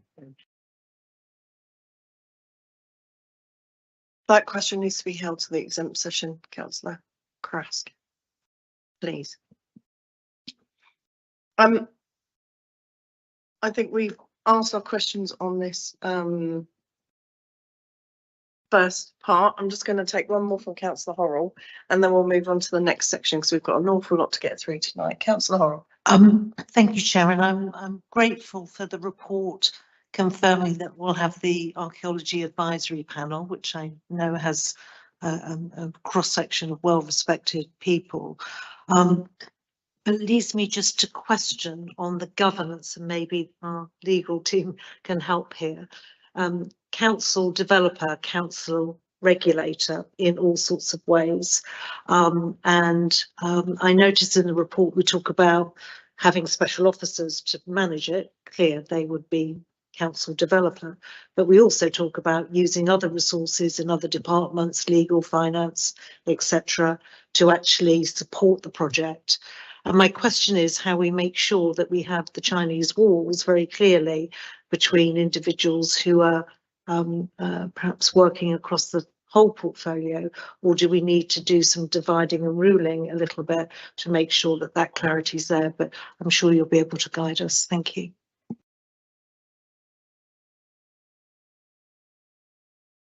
Thank you, Councillor Horrell. So with regards to the internal and officer resource, the project will be calling and has the resource within the council teams that we have. And I think the Chinese wall particularly applies to the separate natures of the planning and the local planning authority. That's where we are absolutely mindful of that. So any officers that we work with on planning from the sort of corporate development side are totally separate and have nothing to do with the LPA and the regulatory side. So it will be totally different officers working internally as it will that will be delivering and looking at it from the planning perspective. With regards to legal and finance advice, again, we have legal teams, both external, which we will and are able to continue to work with if needed, but we will also have dedicated resource within those teams in the council to support us as we go forward. Mrs. Taylor. Thank you, Chair. Mrs. Lyons is quite correct there. As lead director, Mrs. Adey is setting out a development team to take forward this work. The council should not be unaware of the significant resource that it will take to work in partnership with a commercial partner to bring this amazing proposal to fruition. And it is a long path and require clear, dedicated officers to do so. However, members will be aware that in a restructure of our director team that I brought forward to a year ago, I was really clear that we had to respect the Chinese wall. It has to be high enough to ensure that decisions are taken fairly and securely and legally. However, it must also work effectively across the council. But to that end, Mrs. Adey, who acts as the Regen Director, would not be the director that would lead on any planning applications, and that task sits with the monitoring officer, just to give members assurance of the split of responsibility around planning and regen across our most senior team. Thank you. Okay, thank you. So we're going to move on to the next section, pages 38 to 62, the Central Winchester Regen Development Brief. Does anybody have any questions on this section, please? I think 38 to 62. I think we've already covered some of this, and the presentation did also.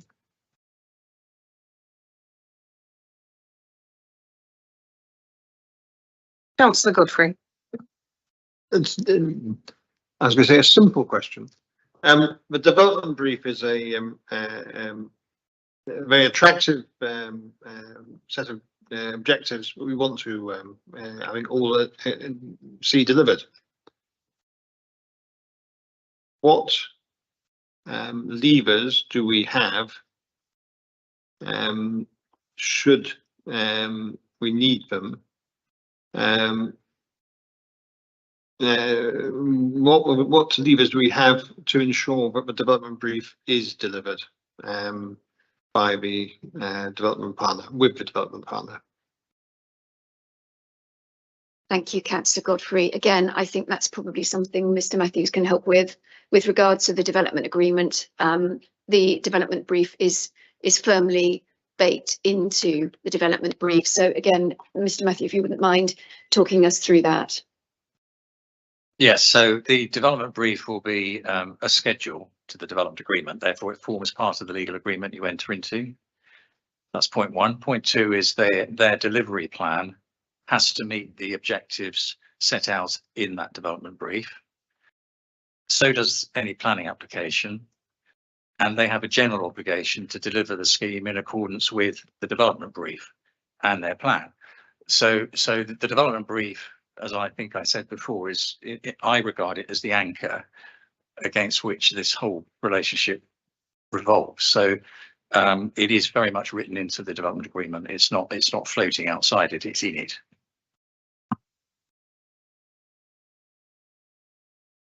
Do we have any other questions on this section?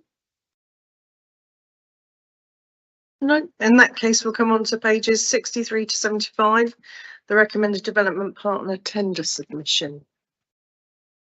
Do we have any questions on this section?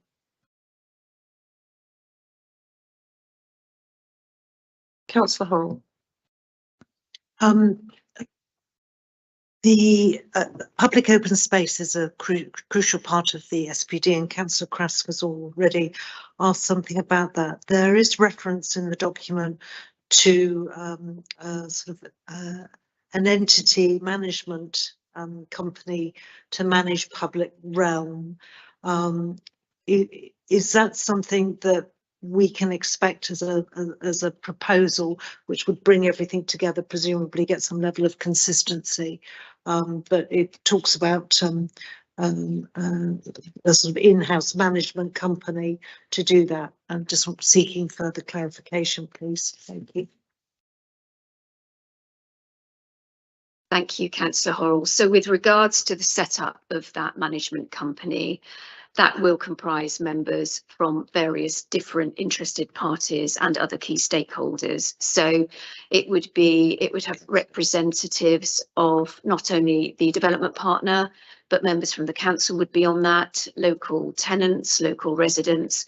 So that management company will comprise all of those interested parties to ensure that it works effectively. So yes.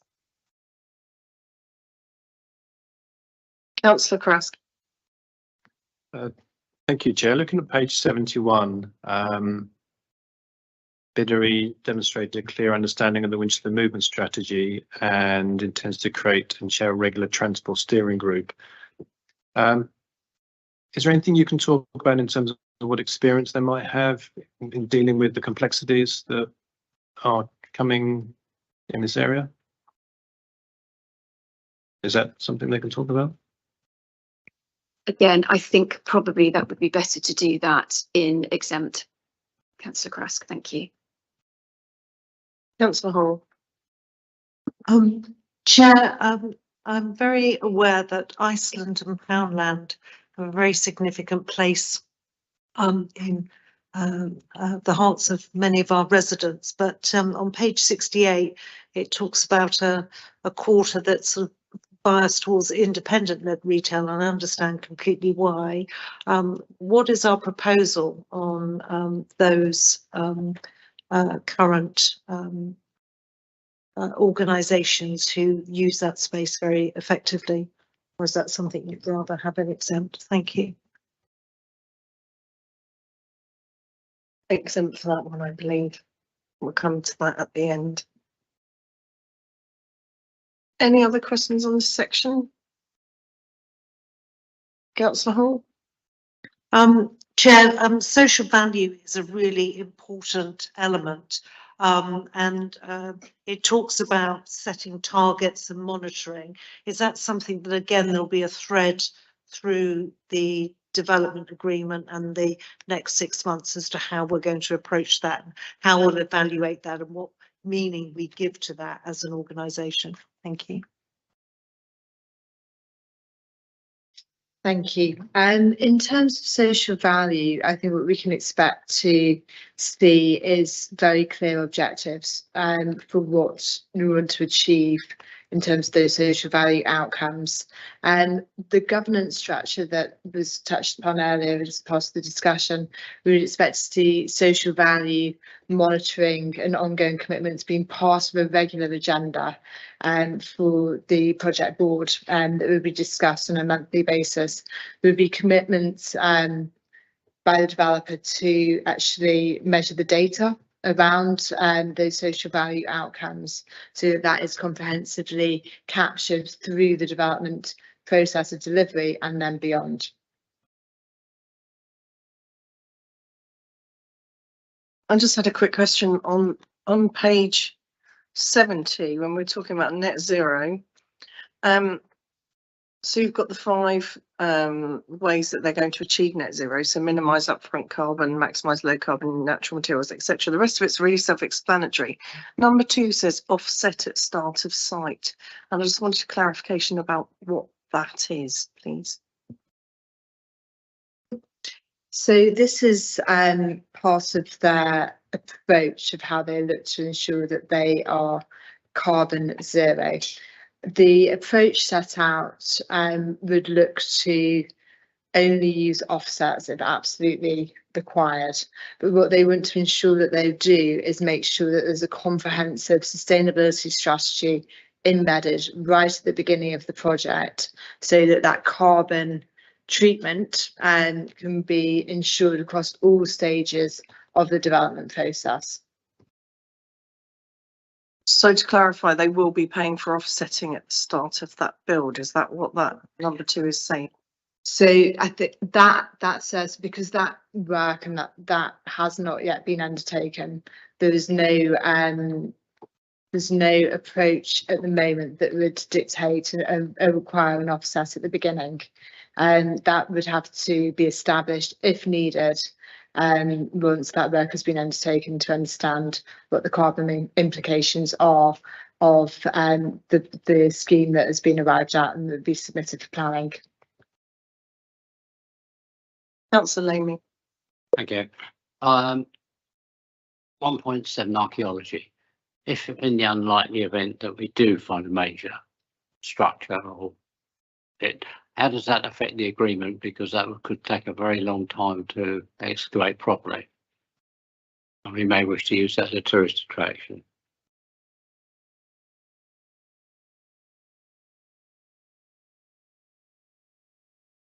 So with the archaeology, I think with archaeology, we're doing early investigations to understand a little bit already about what's under the ground and what conditions they will be. The development partner will then work alongside us, as we've already said. There are commitments to archaeology and expectations around archaeology. It's firmly governed and embedded into the development agreement, so that they will be expected to carry out not only the expected archaeology through the planning process and agree with our planners through the separate planning regime around the archaeology, but within the development agreement there is a stipulation around what we would expect as a council that the development agreement covers.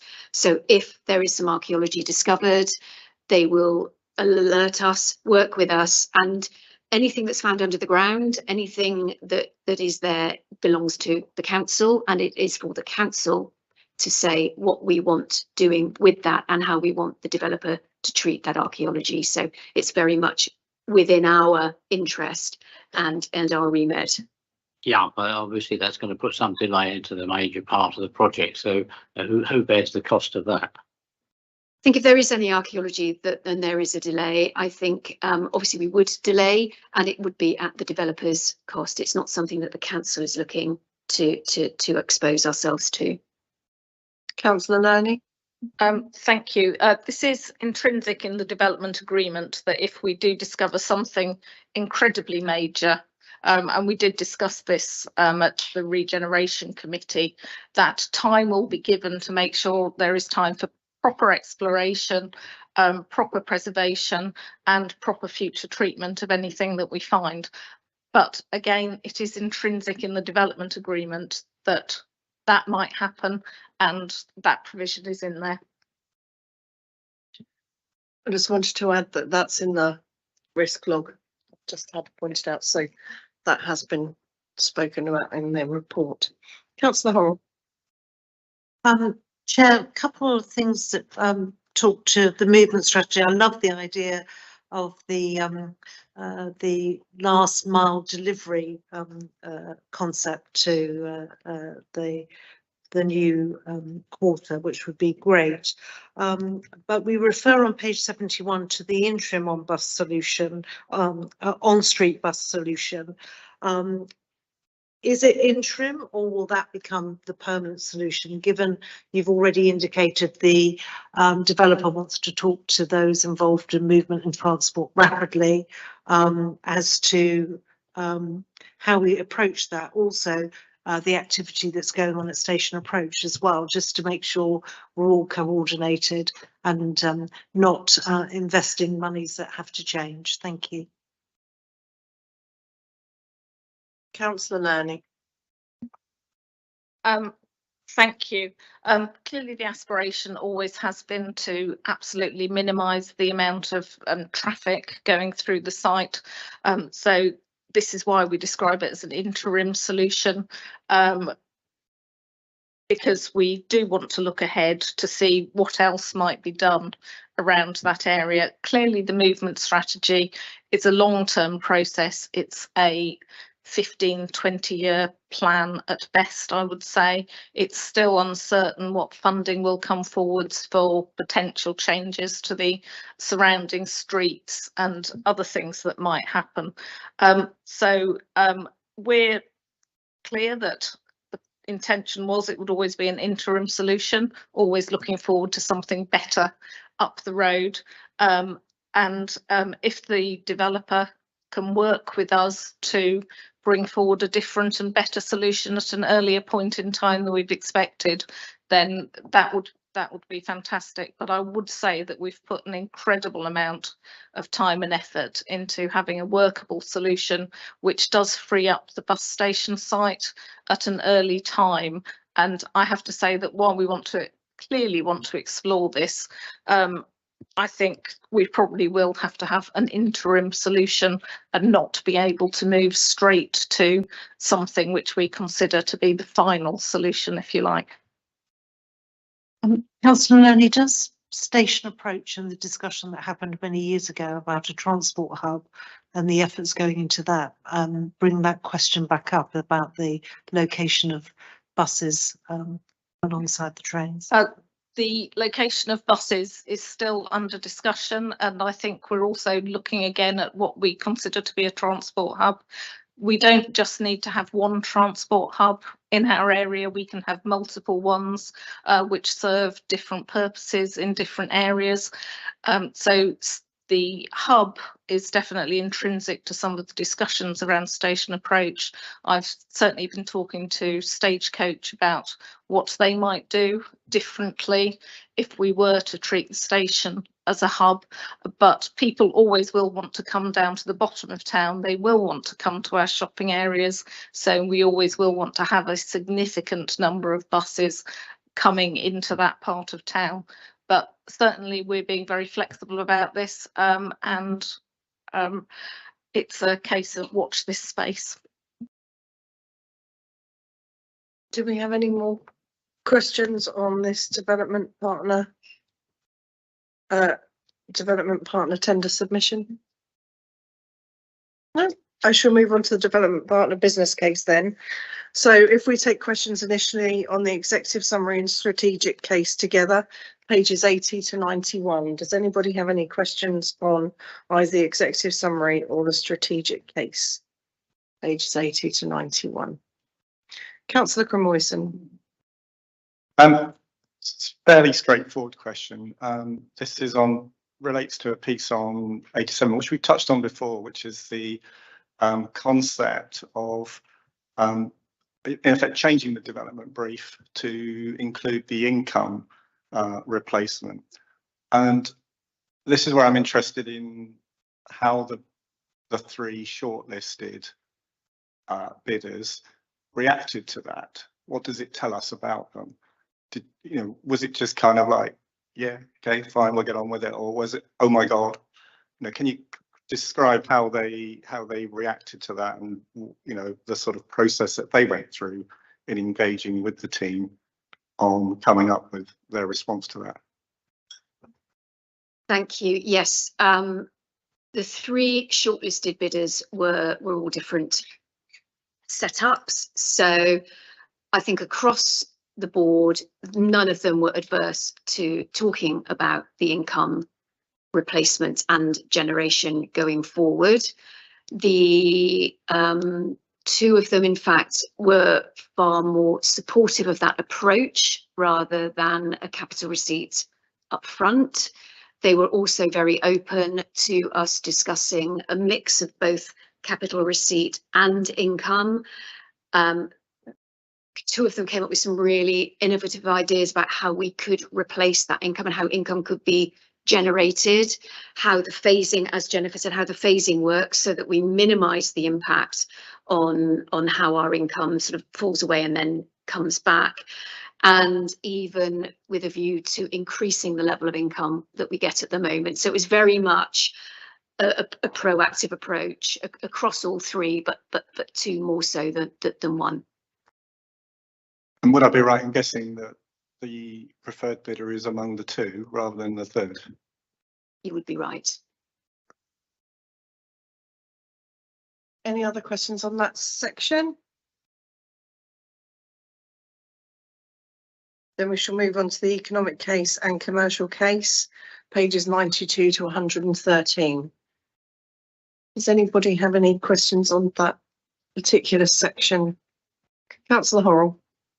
Chair, I don't know whether you want to take this. I'd like to better understand the business structures detailed in the third paragraph of page 103 about the nature of the group and the consortium. So would that be better for exempt?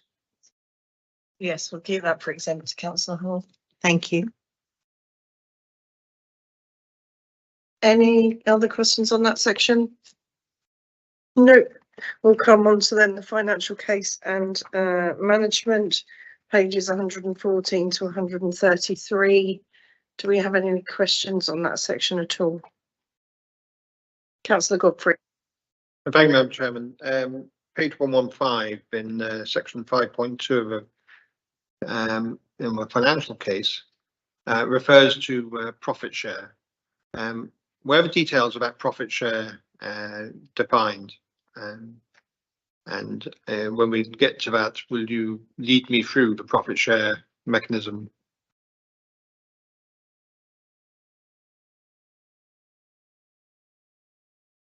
Sorry, what was the reference there, Councillor Godfrey? I'm sorry, I missed that. The reference. 5.2, page 115.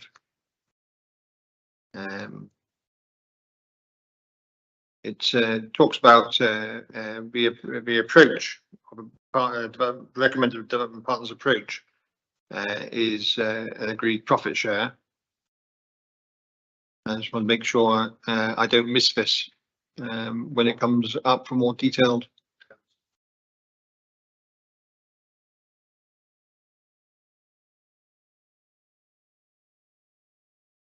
I think that's exempt. Okay. I'm struggling to see exactly which section you're referring to. However, there is there's agreed surplus profit share.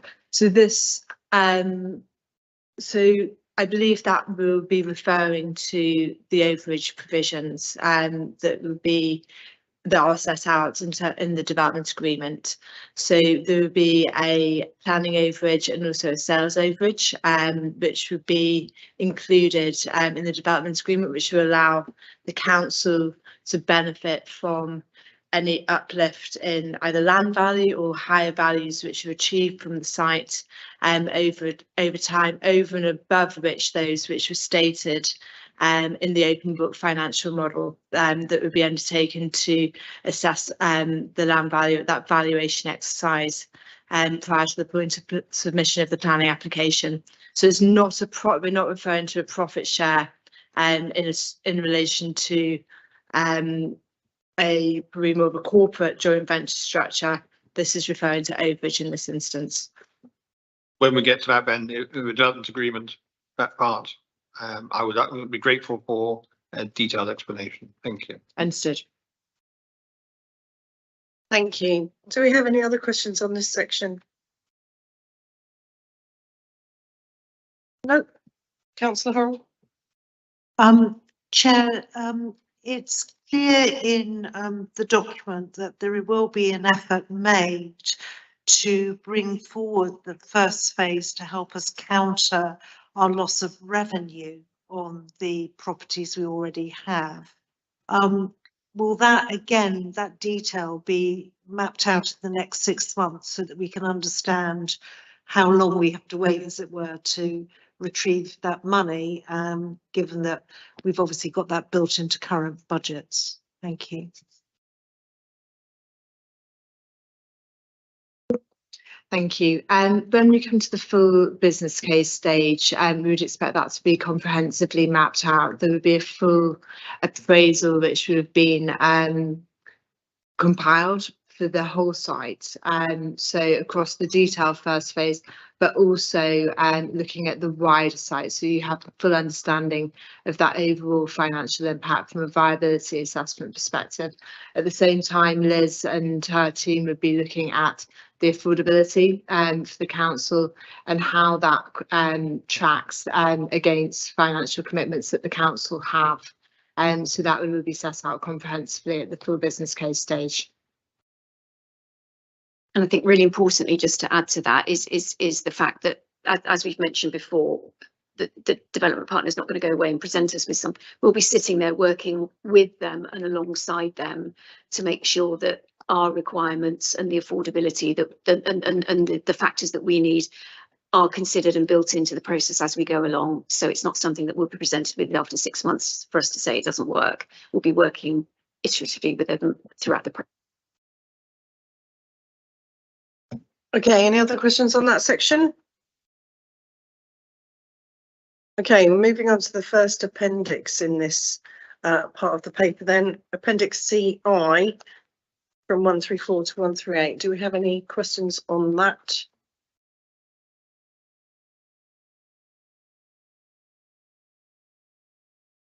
We have an updated version of Appendix 2 CII on our desk before us, and there are 2 versions of it within the report as well. There are only minor changes between the 2. I spoke to Mrs. Lyons about this before the meeting. Do you just want to briefly advise what the changes are? Yes, of course. Thank you, Chair. The updated version has got a few ands taken out after some of the points, so it's really minor typographical errors on that one. Also with regards to the differentiating on how the scoring sits, there was a word added in to sort of really stress the differences between the scores of 6 and 8. So really minor changes between those documents, Chair. Many thanks, Ms Lyons. So does anybody have any questions on this appendix from page 139 to 151? No. The next two appendices are exempt, so if you have any questions on those, we'll take those at the end when we go to the exempt session. If there are questions, as we know, for the exempt section at the end, so we'll take those then. So before we move on to the CWR appointment of development partners on page 177, we are going to take a 10-minute comfort break. Thank you.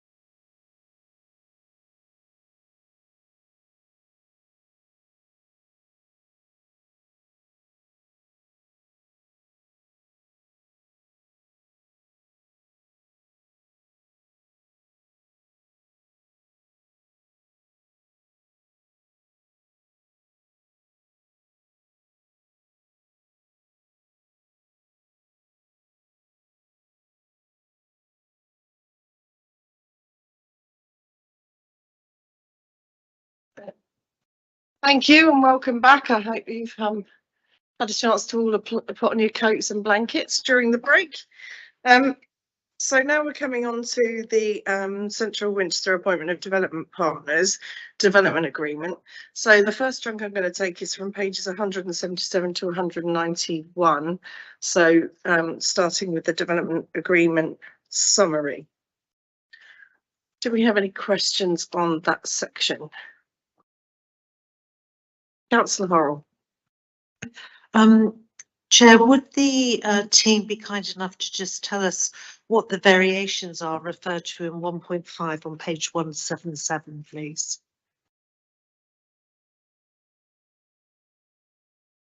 Thank you, Councillor. 1.5. On page 177. Okay, well, we've touched on one already, Chair, if I may, which is the introduction of income replacement as a term, and the emphasis that's been placed on that now through the development brief and the development agreement. So that's one thing that is a variation.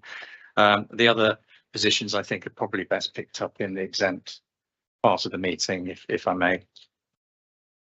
Okay, so hold on to that question, Councillor Horrell. Any other questions on this section up to page 191?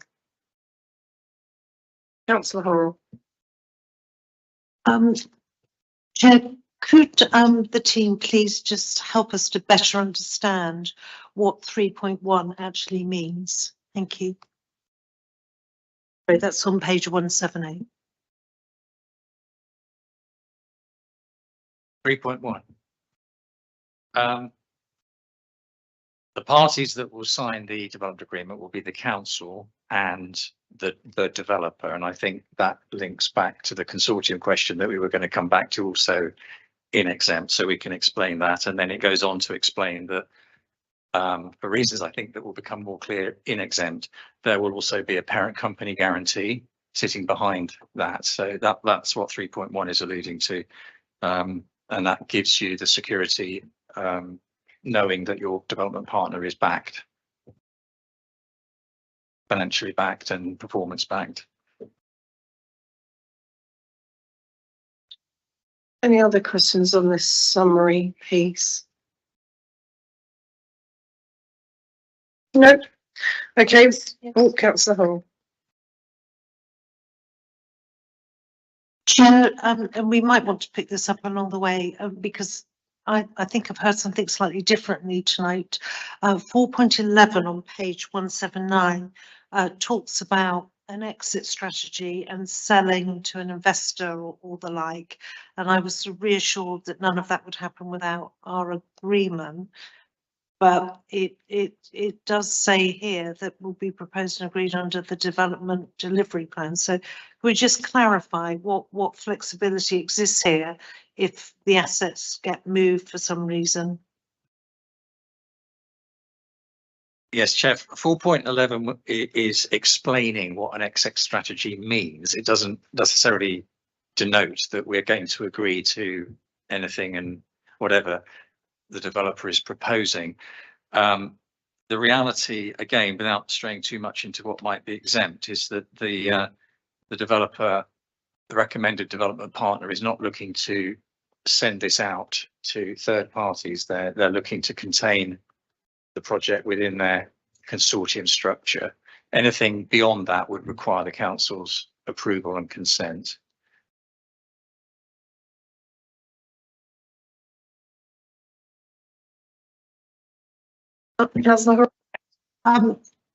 Why 250 years on page 183, please? That's essentially to enable them to raise finance. From funders would always look for a long-term lease interest in order to secure the lending that they make for the project. Once you get beyond 100 and something years, you're into what we call a virtual freehold anyway. It becomes slightly, you can make it 203 years if you want. It's a virtual freehold, but the important point is it makes it fundable.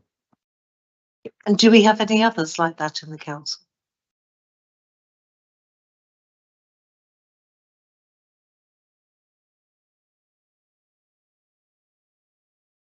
It's not something I don't think we can cover off at this particular point. We don't have our corporate head of asset management here tonight. I don't know whether Councillor. I think St Clements is a very long list, the new St Clements surgery. For example, we were just discussing various examples. It's not the first time we've done these things.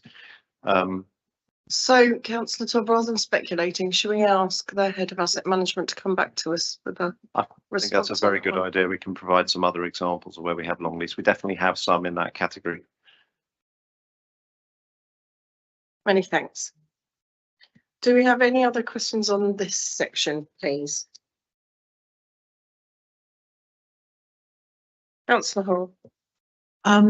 It's very clear that all the insurances that perhaps might be required are not always easily accessible or cost effective. Do we as a council have any exposure if the development partner can't secure some of those in 20.1 on page 189?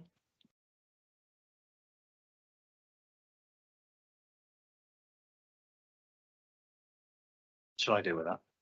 The development agreement does require the developer to take out the necessary insurances, public liability insurance in particular, professional indemnity insurance. The main point of discussion was actually about the level of insurance, the value, because that's where the market has become more tricky. But no developer in the process was suggesting that they couldn't get those required insurances. It's more to do with terms and particularly the indemnity level. And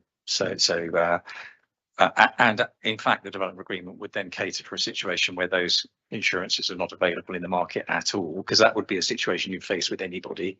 You would then have to look for other means of mitigating those risks. But I don't think that those insurances are going to disappear. It's more to do with the cost and the indemnity level. Any further questions on this section, Councillor Hall? No. We'll then come on to the equality impact assessment from page 193 to 207. Does anybody have any questions on the equality impact assessment there?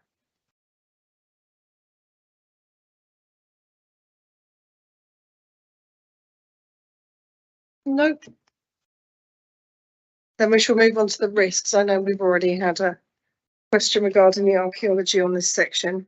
So the risks we have from page 207 to 209. Do we have any specific questions on the risks that have been put in there or anything that might be omitted? Please.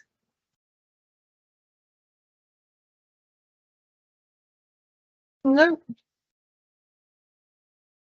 Okay, we come on now to Appendix G of this section. An awful lot of that understood is redacted, but we shall work our way through it and pick up the redacted pieces when we're in exempt later. So let's come on to the definitions, which is pages 211 to 245. Does anybody have any questions about those definitions? Councillor Godfrey. Thank you, Madam Chairman. Without delving into the detail of the exempt part, could I be advised of what the difference is between a satisfactory planning permission and an enhanced planning permission, and at what part of the cycle of this project would we expect to see one and the other?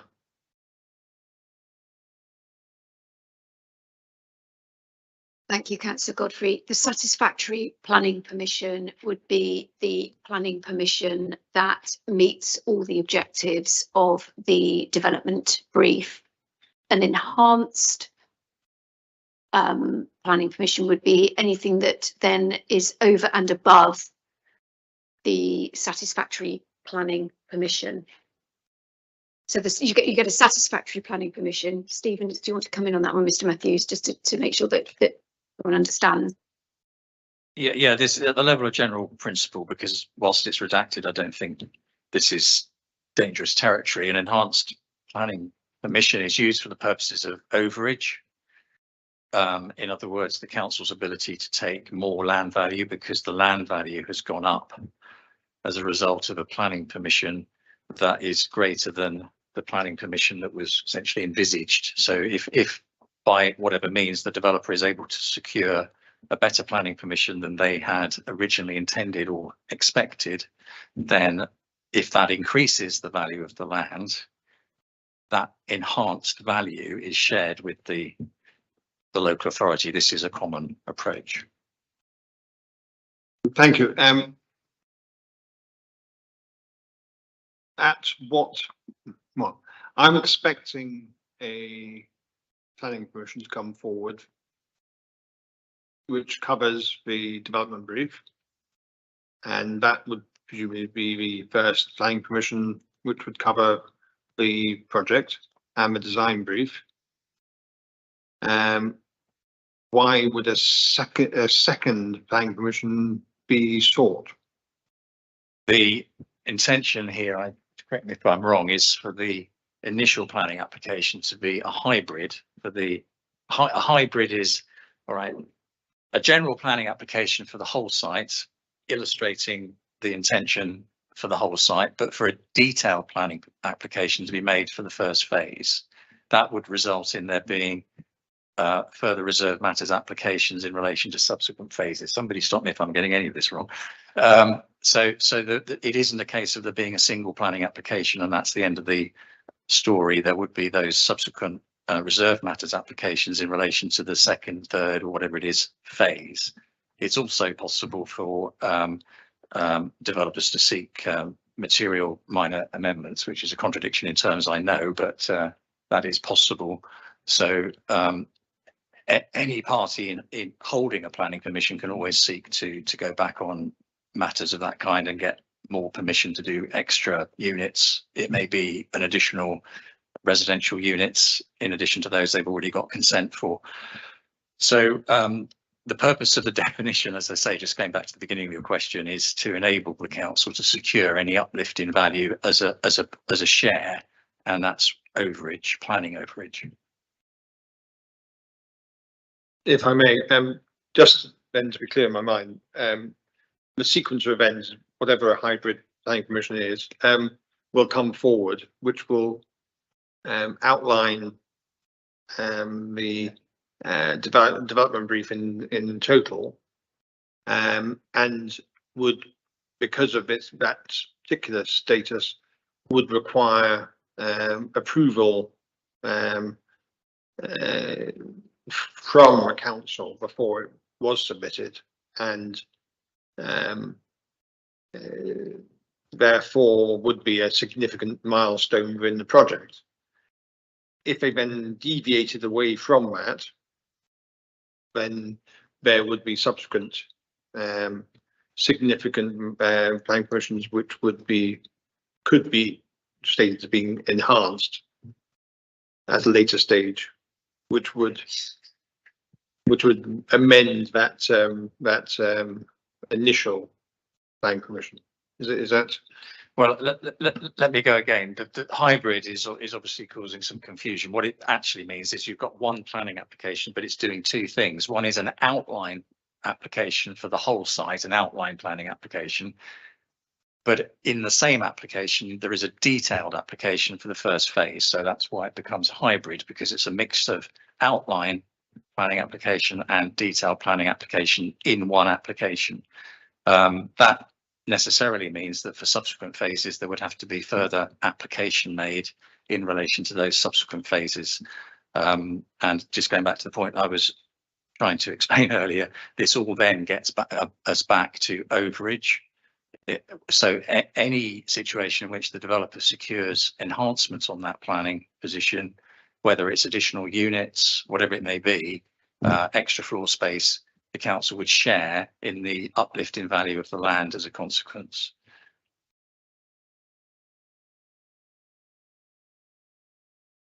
Councillor Godfrey.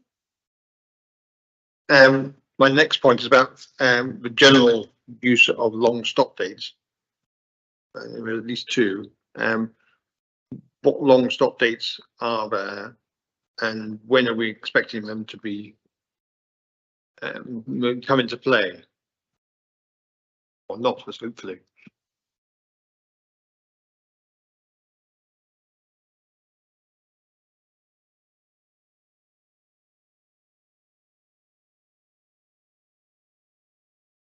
With regards to long stop dates, there are several long stop Yeah. dates within in the development agreement.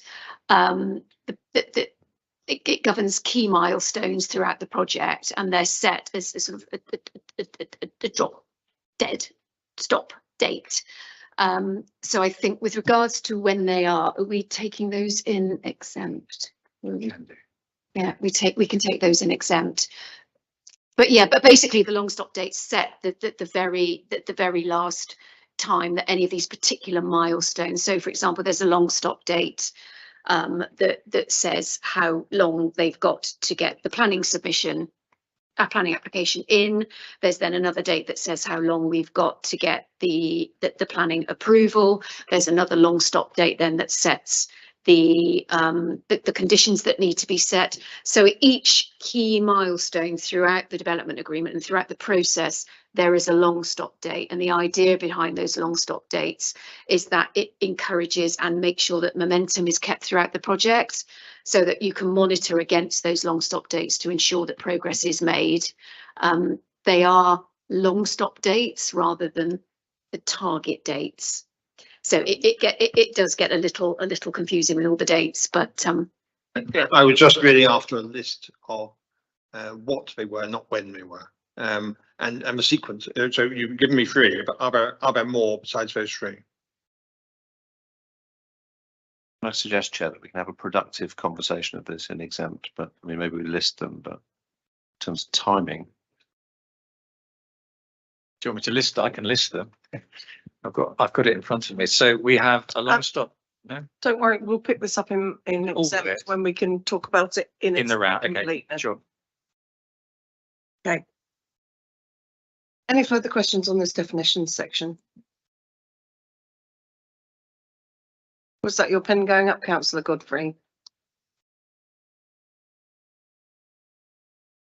Your microphone's not on.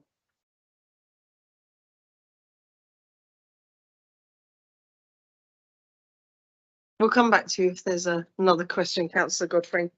Otherwise, we shall move on to sections 1 to 14 in our report, which shows page 246 to 262.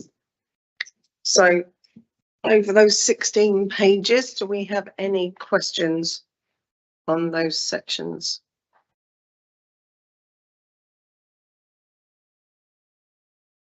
No?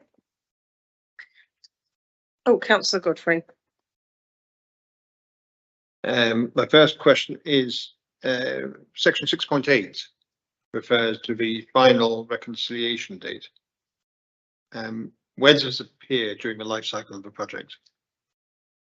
That again is linked to overage. It's not an uncommon concept, so I'm not straying into anything exempt here.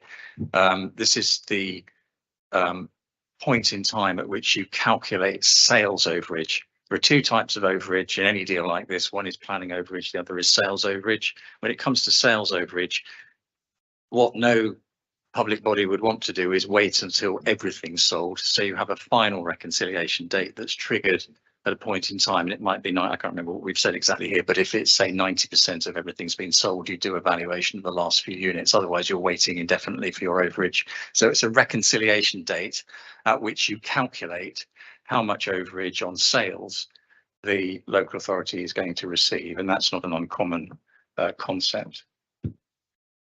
In other words, it's quite a few years from now.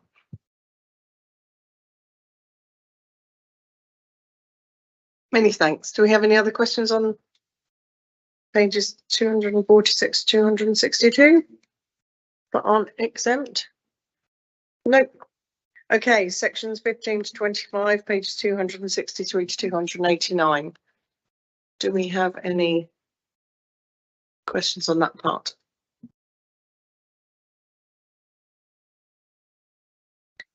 And the last part is section 26 to 45, page 290 to 296.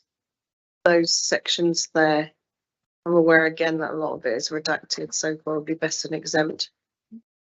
Nope. Okay, planning obligations, page 301 to 306. Do we have any questions on the planning obligations there?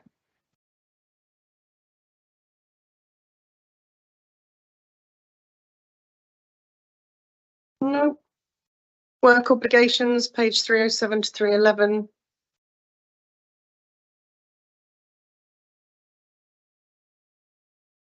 No. The schedules 6 to 14, page 312 to 326.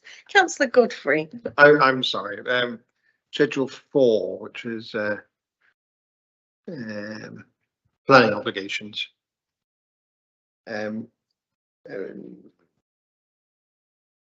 Could I hope you helped with at what point will the landowner be able to influence the progress of the development? When will the landowner be required to give their permission?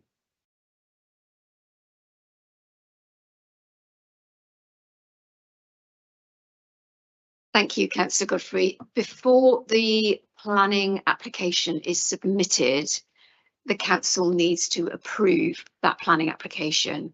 So working with the development partner right up until that point, we will be devising the scheme. And as I say, the landowner, in effect, the council, we will then need to give approval to that planning application before it's submitted further on down the line. Before the initial planning application only? Yes, absolutely. So before anything is submitted to planning, the hybrid planning application, which as Stephen said, is the outline for the whole of the area, plus that detailed phase 1, before that is submitted to the planning authority to start the planning process, it needs council approval. But no such landowner permission is required before the detailed planning permissions for each phase? Yes, no, that would track as well. There would be the same position in relation to the subsequent phases. We'd have a detailed in relation to phase 1. Anything in relation to subsequent phases would go through the same process of approval. This, I think it's important to stress that this is the council acting as landowner. Clearly, it's completely separate from the council acting as local planning authorities. I'm sure everybody in the room understands. But in terms of the landowner position, yes, it would be. It would go through the same gateway.